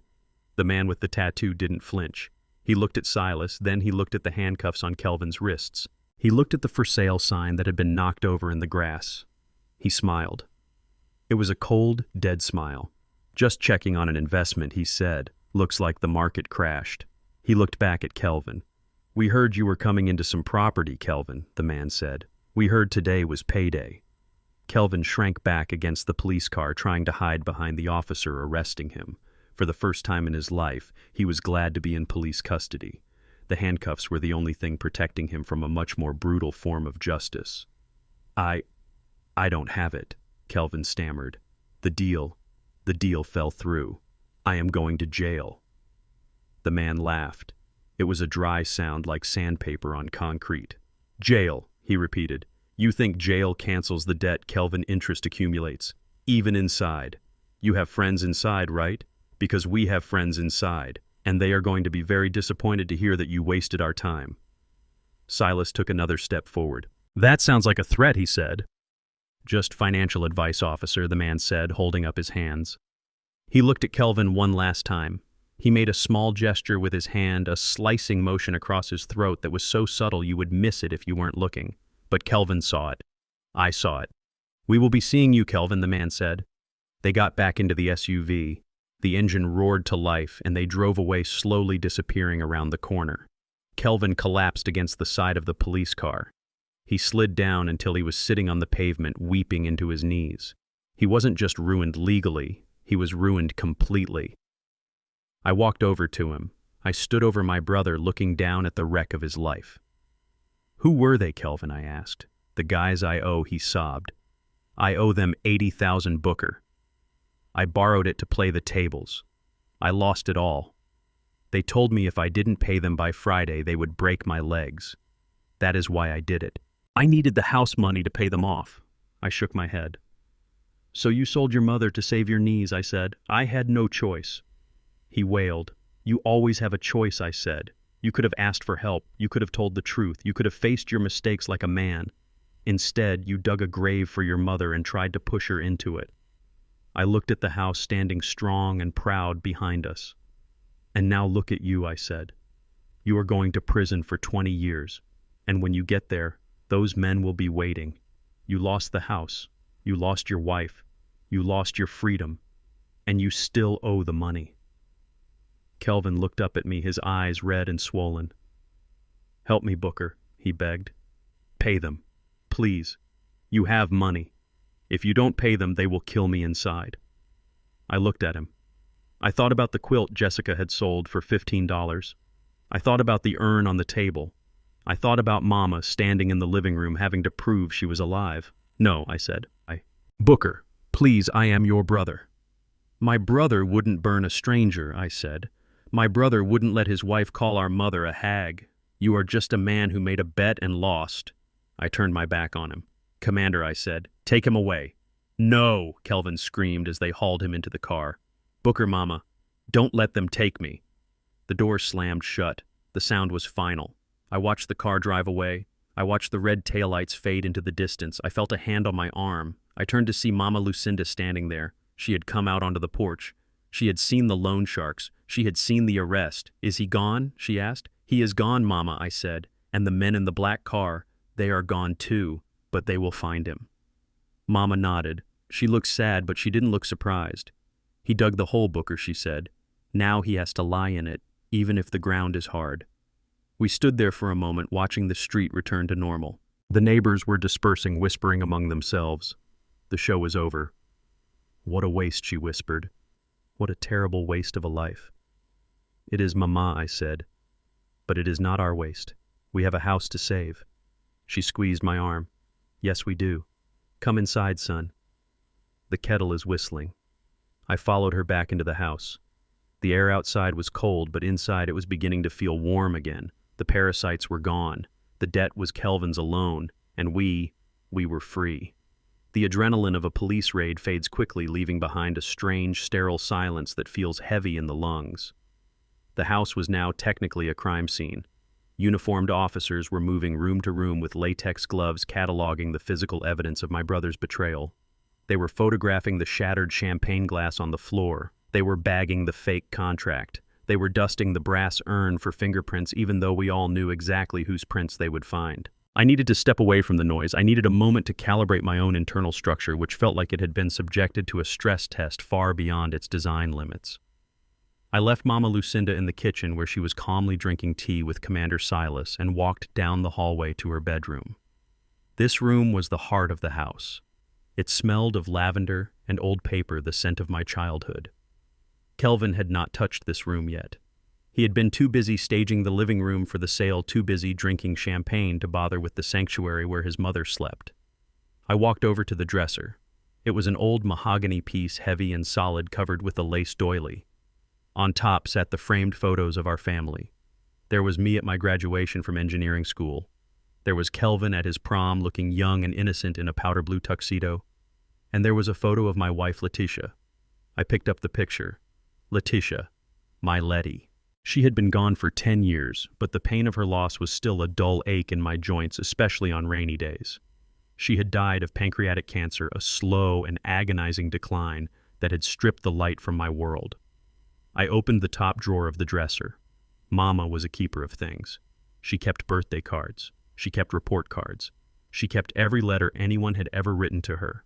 In the back of the drawer, tied with a faded blue ribbon, was a stack of envelopes. I recognized the handwriting immediately. It was elegant looping script, the kind they don't teach in schools anymore. It was Letitia's handwriting. My heart hammered against my ribs. I untied the ribbon, my fingers feeling thick and clumsy. The letters were dated from 10 years ago, the last year of her life. I sat down on the edge of the bed, the mattress groaning under my weight. The police radios crackled in the distance, but the sound seemed to come from another planet. I was alone in the past. I opened the first letter. It was dated January 10th. Dearest Mama Lucinda, I hope this letter finds you well. The treatments are hard. The doctor says the new experimental drug is our best hope, but the insurance won't cover it. Booker is trying to be strong, but I hear him crying in the garage at night. He is working double shifts. He is trying to sell the boat. I worry about his heart. I wiped a tear from my eye. I remembered that winter. I remembered the desperate scramble for cash, the sleepless nights, staring at the ceiling, wondering how much a human life was worth in dollars. I opened the next letter, dated February 4th. Mama. Good news. Kelvin called. He said he has a friend who works at the bank. He said he can help us transfer the retirement funds faster to pay for the first round of the clinical trial. I know you worry about Kelvin, but he sounded so sincere. He said he wants to help. He said he loves Booker and wants to save me. I gave him the account details. We are waiting for the transfer. I froze. I read that paragraph again, and then a third time. I remembered that transfer. I remembered the money vanishing from my account. I remembered Kelvin telling me there was a glitch, a banking error, a freeze on the assets because of some Patriot Act regulation. He had delayed us for 3 weeks. 3 weeks. In the world of aggressive cancer, 3 weeks is a lifetime. During those 3 weeks, Letitia's condition had deteriorated rapidly. By the time the money was finally sorted out, or so I thought, the doctors said she was too weak for the first round of the trial. We missed the window. I opened the third letter. It was dated February 28th. The handwriting was shaky now. Weak. Mama. The money is still missing. Kelvin isn't answering his phone. Booker is going out of his mind. He is trying to take out a second mortgage, but the bank is asking questions about the missing funds. I don't want to tell Booker what I suspect. He loves his brother so much. If he knew that Kelvin might have taken it, it would break him. Please pray for us, Mama. I am scared. The paper shook in my hands. I remembered Kelvin coming to the hospital a month later. He had looked sad. He had brought flowers. He told me the bank had finally cleared the error, but it was too late. He had hugged me while I wept over my wife's cooling body. He had lied. He hadn't just lied about a house. He hadn't just lied about Mama dying. He had stolen the money that could have saved my wife, or if not saved her, gave her a fighting chance. He had taken $50,000 of my hard-earned money meant for chemotherapy, and he had gambled it away or spent it on cars or suits while my wife lay in a hospital bed waiting for a medicine that never came. A coldness spread through my chest that was absolute. It wasn't the hot rage of the last few days. It was something deeper. It was the feeling of the earth opening up and swallowing the last shred of humanity I had attributed to my brother. I had felt a twinge of pity for him earlier. When I saw him weeping on the floor, when I saw him realizing his life was over, I had felt the ghost of brotherly love. I had thought he is a thief, but he is my blood. But reading these letters, the blood turned to ice. He was not a thief. He was a killer. He had looked me in the eye at Letitia's funeral and told me he was sorry for my loss, and all the while he had her life savings in his pocket. I stood up. The bed creaked. I didn't put the letters back in the drawer. I held them in my hand. They felt heavy like lead weights. I walked out of the bedroom. My steps were heavy and deliberate.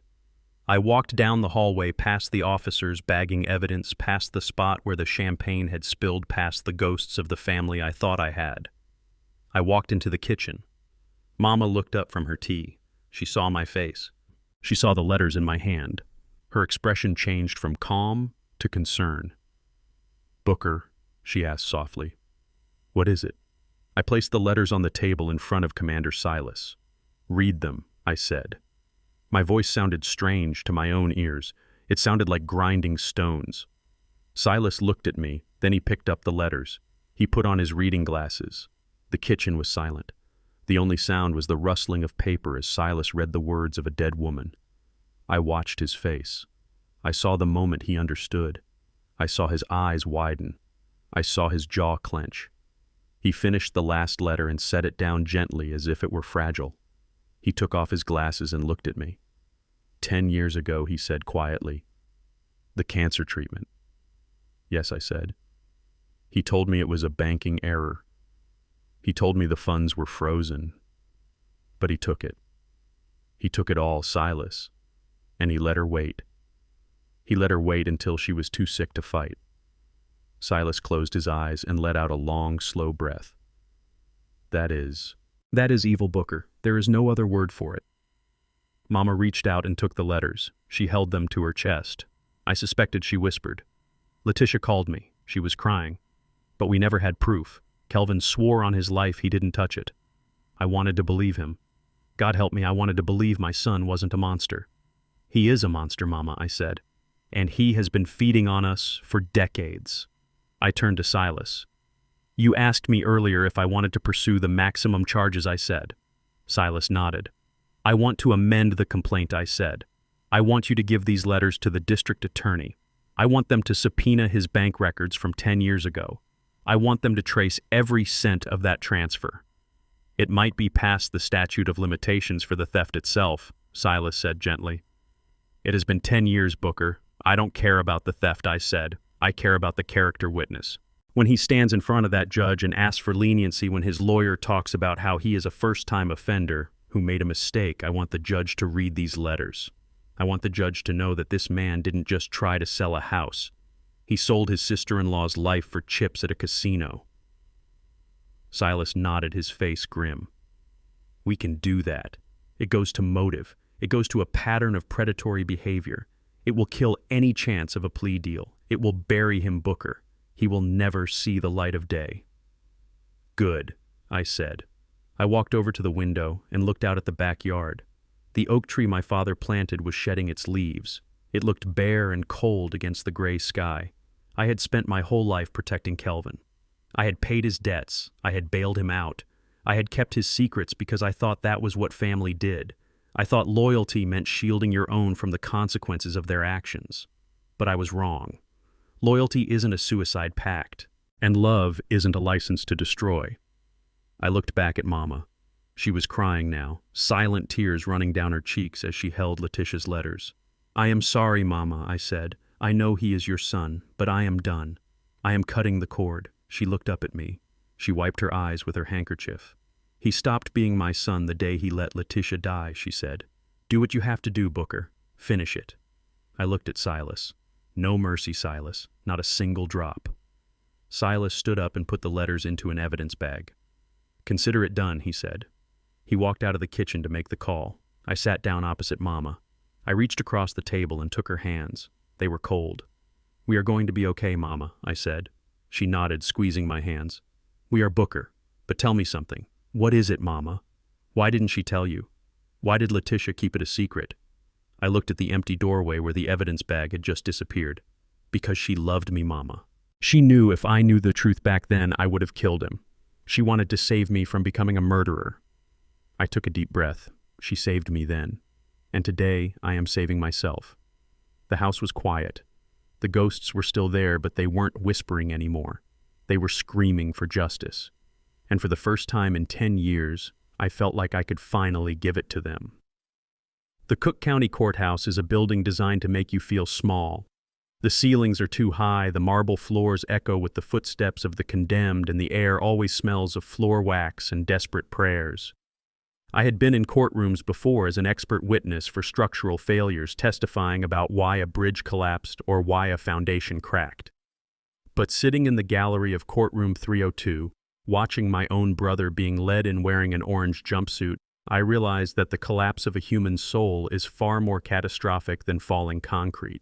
It had been 3 months since the arrest. 3 months of legal maneuvering, 3 months of motions to dismiss, 3 months of Jessica trying to sever her case from Kelvin's. Her lawyers had argued that she was a victim of spousal coercion, that she was a battered wife forced into a criminal conspiracy. But the judge, a stern woman named Justice Halloway who had no patience for theatrics, had denied every motion.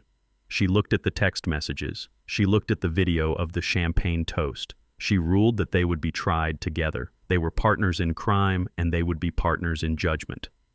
I sat in the front row. Next to me, Mama Lucinda sat in her wheelchair.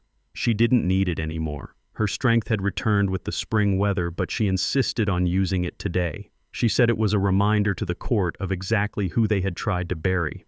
She wore a navy blue suit and a hat with a small veil. She looked like a widow, but she wasn't mourning a husband. She was mourning the memory of a son who had chosen to become a ghost. Kelvin and Jessica were brought in separately. Kelvin looked terrible. He had lost 30 pounds. His skin was sallow gray and hung loosely on his frame. The swagger was gone. The entitlement was gone. He walked with a shuffle, keeping his eyes glued to the floor. He didn't look at the gallery. He couldn't. He knew we were there, and the weight of our presence seemed to press down on his shoulders like physical lead. Jessica, on the other hand, looked like a caged tiger. She had lost her expensive highlights. Her roots were showing dark and stark against the bleached blonde. She wasn't wearing designer clothes today. She was wearing a court-issued blouse that was 2 sizes too big, but her eyes were still sharp. She scanned the room, glaring at the jury, glaring at the prosecutor, and finally glaring at Kelvin.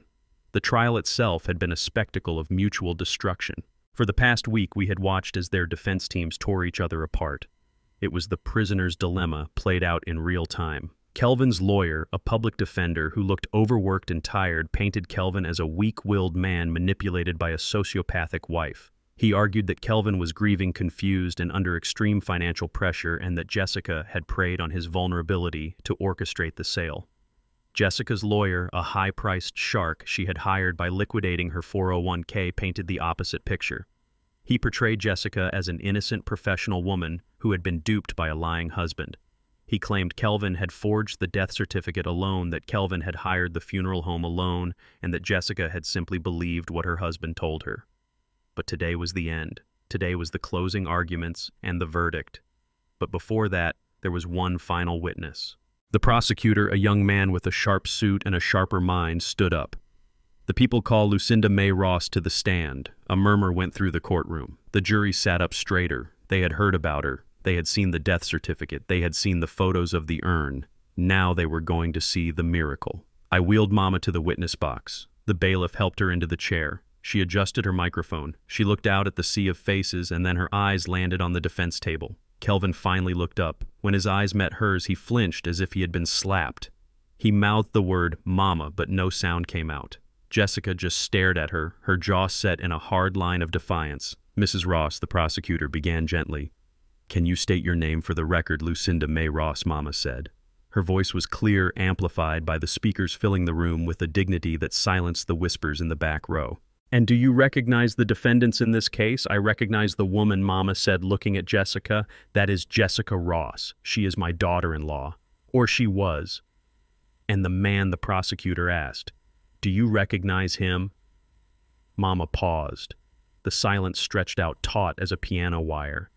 I watched Kelvin's hands gripping the edge of the table. He was trembling. He was waiting for her to save him. He was waiting for the mother who had nursed his wounds and paid his debts to emerge and ask for mercy. He thought that because she was his mother, she was biologically incapable of condemning him. He was wrong. Mama looked at him. She looked at the man who had stolen her husband's money. She looked at the man who had stolen Letitia's cancer treatment funds. She looked at the man who had burned a homeless woman in her name. "No," Mama said softly. "I don't recognize him." The courtroom gasped. Kelvin's lawyer jumped up. "Objection! The witness is clearly overruled," the judge snapped. "Continue, Mrs. Ross." Mama didn't look away from Kelvin. "I had a son named Kelvin," she said. "He was a sweet boy. He liked baseball and peach cobbler. He wanted to be an astronaut, but that boy died a long time ago." She took a breath and her voice hardened into steel. "The man sitting there, I don't know him. My son died the day he decided to put a stranger in a jar and sell my home for gambling money. My son died the day he looked me in the eye and told the police I was an imposter. I don't have a son named Kelvin anymore. I am a childless widow, sir." Kelvin let out a sound that was half sob, half scream. He put his head in his hands and wept. It wasn't the fake crying of the funeral. This was the sound of a man realizing that he had severed the last root that held him to the earth. He was unmoored. He was an orphan by his own design. The prosecutor nodded solemnly. No further questions. The jury didn't need long. They were out for less than 2 hours. When they filed back in, they didn't look at the defendants. That is always the tell. If the jury looks at you, they might have mercy. If they look at the floor, you are finished. "We find the defendant, Kelvin Ross, guilty on all counts," the foreman read. "Guilty of grand larceny, guilty of forgery, guilty of abuse of a corpse, guilty of identity theft. We find the defendant, Jessica Ross, guilty on all counts." Jessica let out a sharp cry. "No, that's not fair. I didn't do it." The judge banged her gavel. Silence in the court. She looked at the two of them. Her expression was one of profound distaste. "I have sat on this bench for 20 years, Justice Holloway said. "I have seen murderers, rapists, and gang leaders. But I have rarely seen a crime as morally bankrupt as this one." She picked up a file. It was the file containing the letters from Letitia. "Mr. Ross, your brother submitted evidence regarding a previous theft involving his late wife's medical funds. While the statute of limitations prevents me from charging you for that crime, I can and will consider it as evidence of your character during sentencing. You have a history of preying on the women in your family who are sick or dying. You are a predator who hides behind the mask of a son and a brother." She turned to Jessica.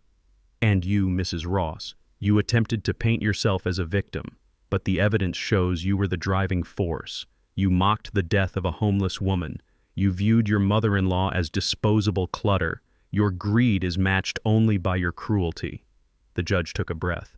"For the charge of abuse of a corpse, the desecration of the unidentified woman known as Jane Doe, I sentence you both to the maximum of 5 years. For grand larceny and fraud, I sentence you to 15 years. These sentences are to run consecutively." Consecutively. That was the word that sucked the air out of the room. Not concurrently. Consecutively. 20 years. Kelvin would be 85 years old when he walked out. If he walked out. Jessica screamed. She stood up and tried to lunge at her lawyer. "You said 5 years. You promised me a deal." Bailiffs swarmed her. They grabbed her arms and forced her back down. She was thrashing, cursing, her face twisted into a mask of pure ugliness. Kelvin didn't move. He just sat there staring at the table. 20 years. The loan sharks wouldn't have to break his legs. The state of Illinois had just done it for them. "Take them away," the judge ordered. The bailiffs hauled them up. As they led them toward the side door, the door that leads to the holding cells and the vans and the cages, Kelvin stopped. He turned around. He looked for us. "Mama," he yelled. His voice was cracked and desperate. "Mama, I'm sorry. Please don't let them take me. Mama." Lucinda didn't turn her head. She sat perfectly still, staring straight ahead at the seal of the state of Illinois hanging above the judge's bench. She didn't blink. She didn't cry. She had said her goodbye in the witness box. The door slammed shut. The sound echoed through the courtroom like the lid of a coffin closing. It was over. I let out a breath I felt like I had been holding for 10 years. The tension in my neck released. The structure had held. The stress test was complete. I stood up and walked around to the front of the wheelchair. "Are you ready to go, Mama?" I asked. She looked up at me. Her eyes were dry but tired. "I am ready, Booker," she said. I pushed her up the aisle. The courtroom was clearing out. People were watching us, whispering, pointing. "That's the mother. That's the brother." We were a spectacle, a news story, a warning. We rolled out into the hallway and toward the elevators. The sun was streaming through the windows, bright and indifferent. "Did I do the right thing?" Booker Mama asked suddenly, her voice small. I stopped the chair. I knelt down in front of her so I could look her in the eye. "You didn't put him in that cell, Mama," I said firmly. "He put himself there. You just refused to let him drag you in with him." She nodded slowly. "He looked so small," she whispered. "At the end there. He looked just like he did when he was 7 and fell off that fence." "I know," I said. "But he isn't 7 anymore, and we can't stitch this up." The elevator doors opened. We got in. "Where do you want to go?" I asked. "Home." "No," she said. She adjusted her hat. "Take me to the cemetery." "The cemetery I need to visit your father," she said. "And I need to visit Letitia. I have some things to tell them. And then we need to find out where they buried the ashes of that poor woman." "Kelvin burned," she said. "I want to put flowers on her grave. She died so I could get my life back. The least I can do is pay my respects." I smiled. Even in her grief, she was thinking of dignity. "We can do that, Mama," I said. The elevator reached the ground floor. The doors opened onto the busy lobby full of lawyers and clients and families caught in the gears of the system. We rolled out into the world, leaving the wreckage of the past behind us, locked in a cage for 20 years. The air outside was fresh. It smelled of Lake Michigan and exhaust fumes and freedom. "Let's go," Booker Mama said. "I'm driving." I laughed. "You are in a wheelchair, Mama. I am driving the spirit boy," she said, cracking a smile for the first time in months. "You are just the engine." I pushed her down the ramp toward the parking lot. The trial was over. The verdict was in. And for the first time in a long time, the foundation of the Ross family felt solid again. Selling the house on South King Drive was not a transaction, it was an exorcism. For 40 years, that red brick building had held the laughter of my father and the prayers of my mother, but in the last 3 months it had absorbed too much poison. Kelvin's greed had seeped into the drywall.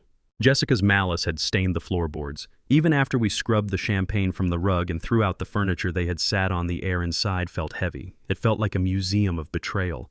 Mama Lucinda felt it too. The morning after the trial, she walked through the empty rooms, her cane tapping a hollow rhythm on the hardwood. She stopped in the living room, where she had confronted her son. She looked at the spot where he had crawled on the floor begging for a check instead of forgiveness. "It is just a house now, Booker," she said. "It is not a home anymore. The spirit has left." I knew she was right. As an engineer, I know that a building is only as strong as the people inside it. When the family breaks, the structure loses its purpose. We listed it the next day.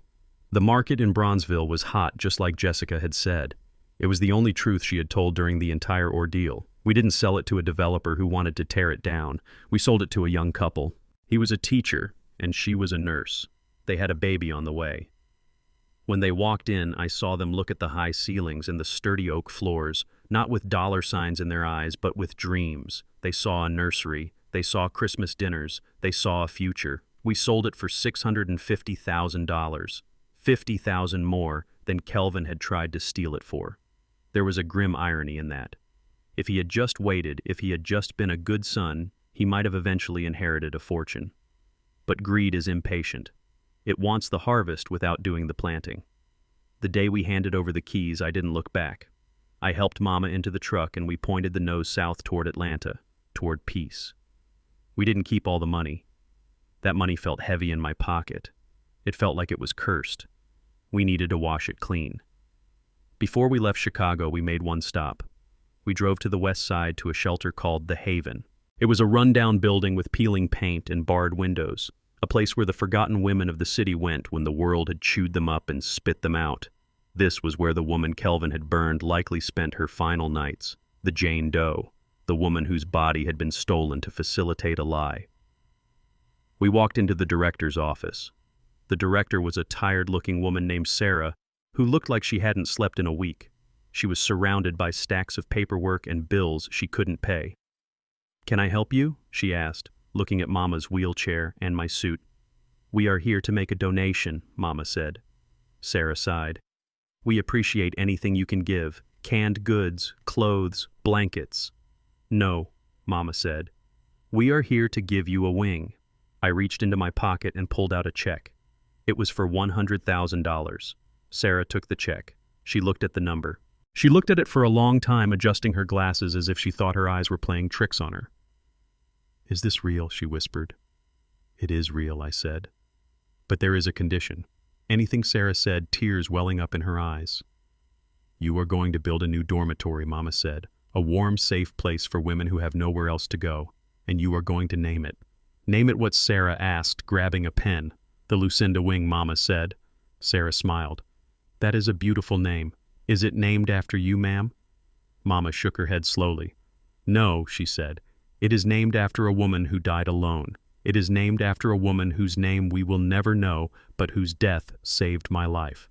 You call it the Lucinda Wing, but when you pray for the unknown sister, because no one should leave this world without a name."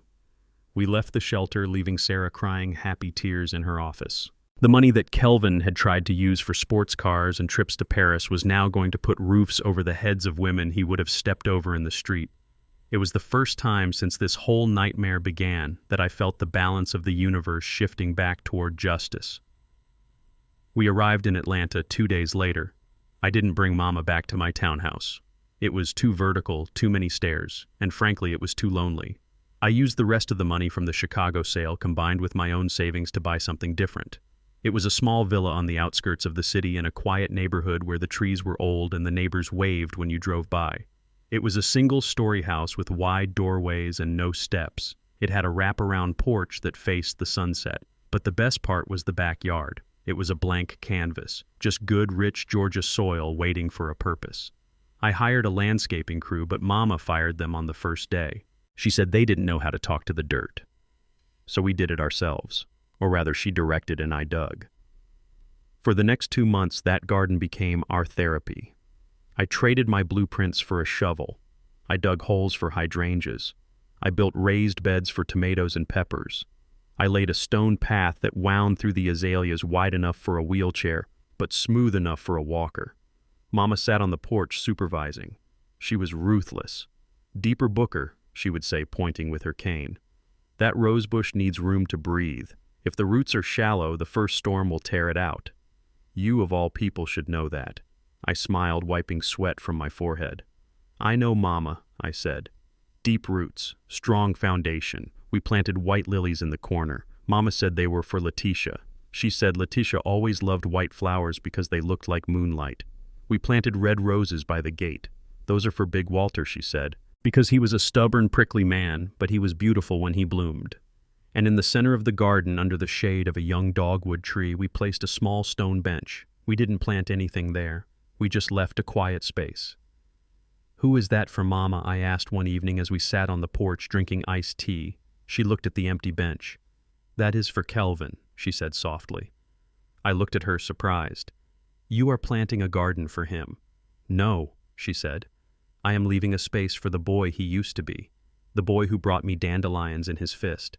That boy is dead, Booker. But I still miss him.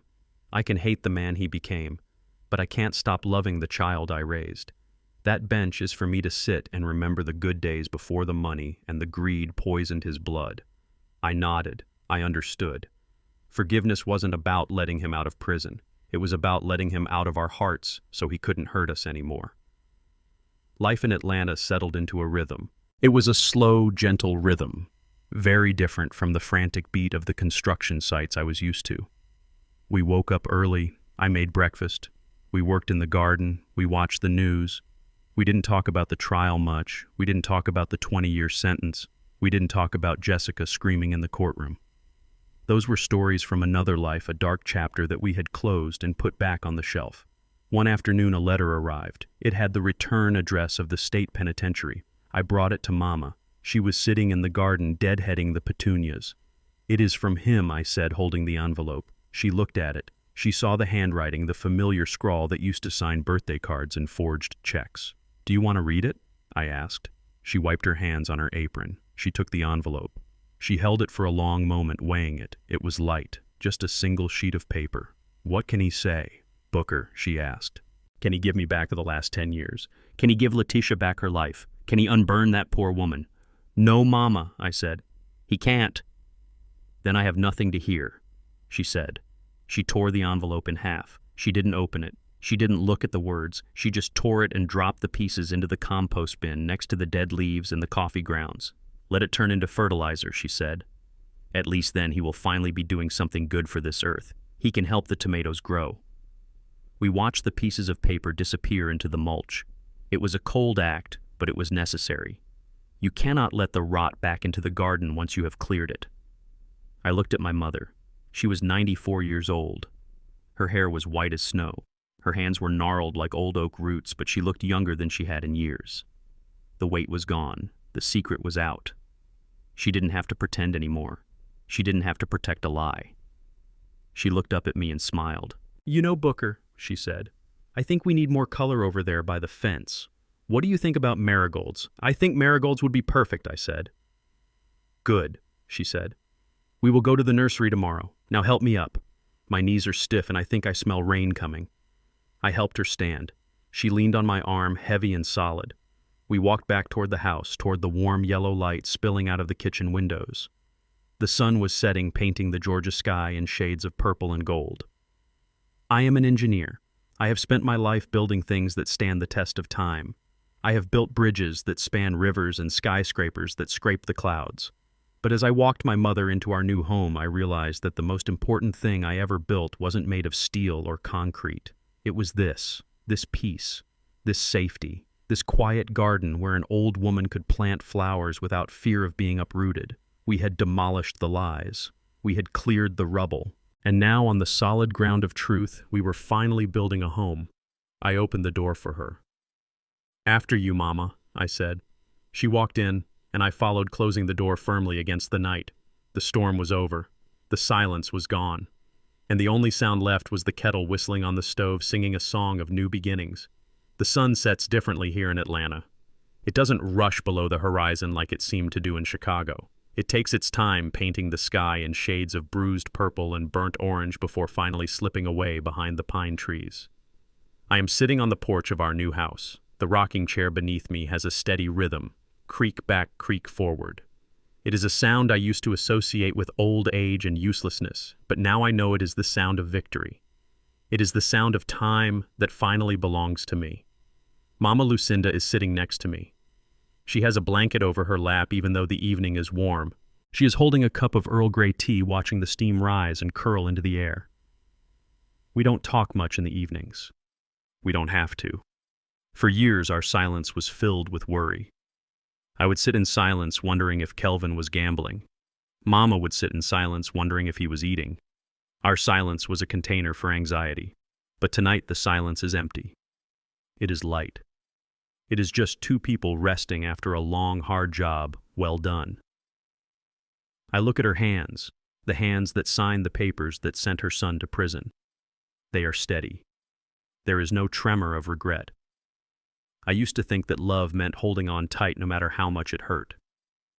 I thought that being a brother meant standing in the fire so Kelvin wouldn't get burned. I thought that being a son meant protecting my mother from the truth of her own child. I was wrong. I spent 40 years as a structural engineer calculating stress loads. I knew exactly how much weight a steel beam could hold before it buckled. But I never applied that math to my own heart.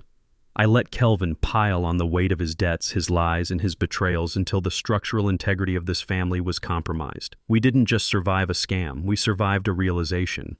We realized that sometimes the person holding the knife is the one you share a last name with. And we realized that taking the knife away isn't an act of cruelty, it is an act of survival. People ask me if I feel guilty. They ask how I can sleep at night knowing my brother is sleeping on a cot in a 6x8 cell. They ask if I miss him. I tell them I don't miss him. I miss the potential of him. I miss the brother who could have been, but I do not miss the predator who lived in his skin. And as for sleep, I sleep better now than I have in 20 years.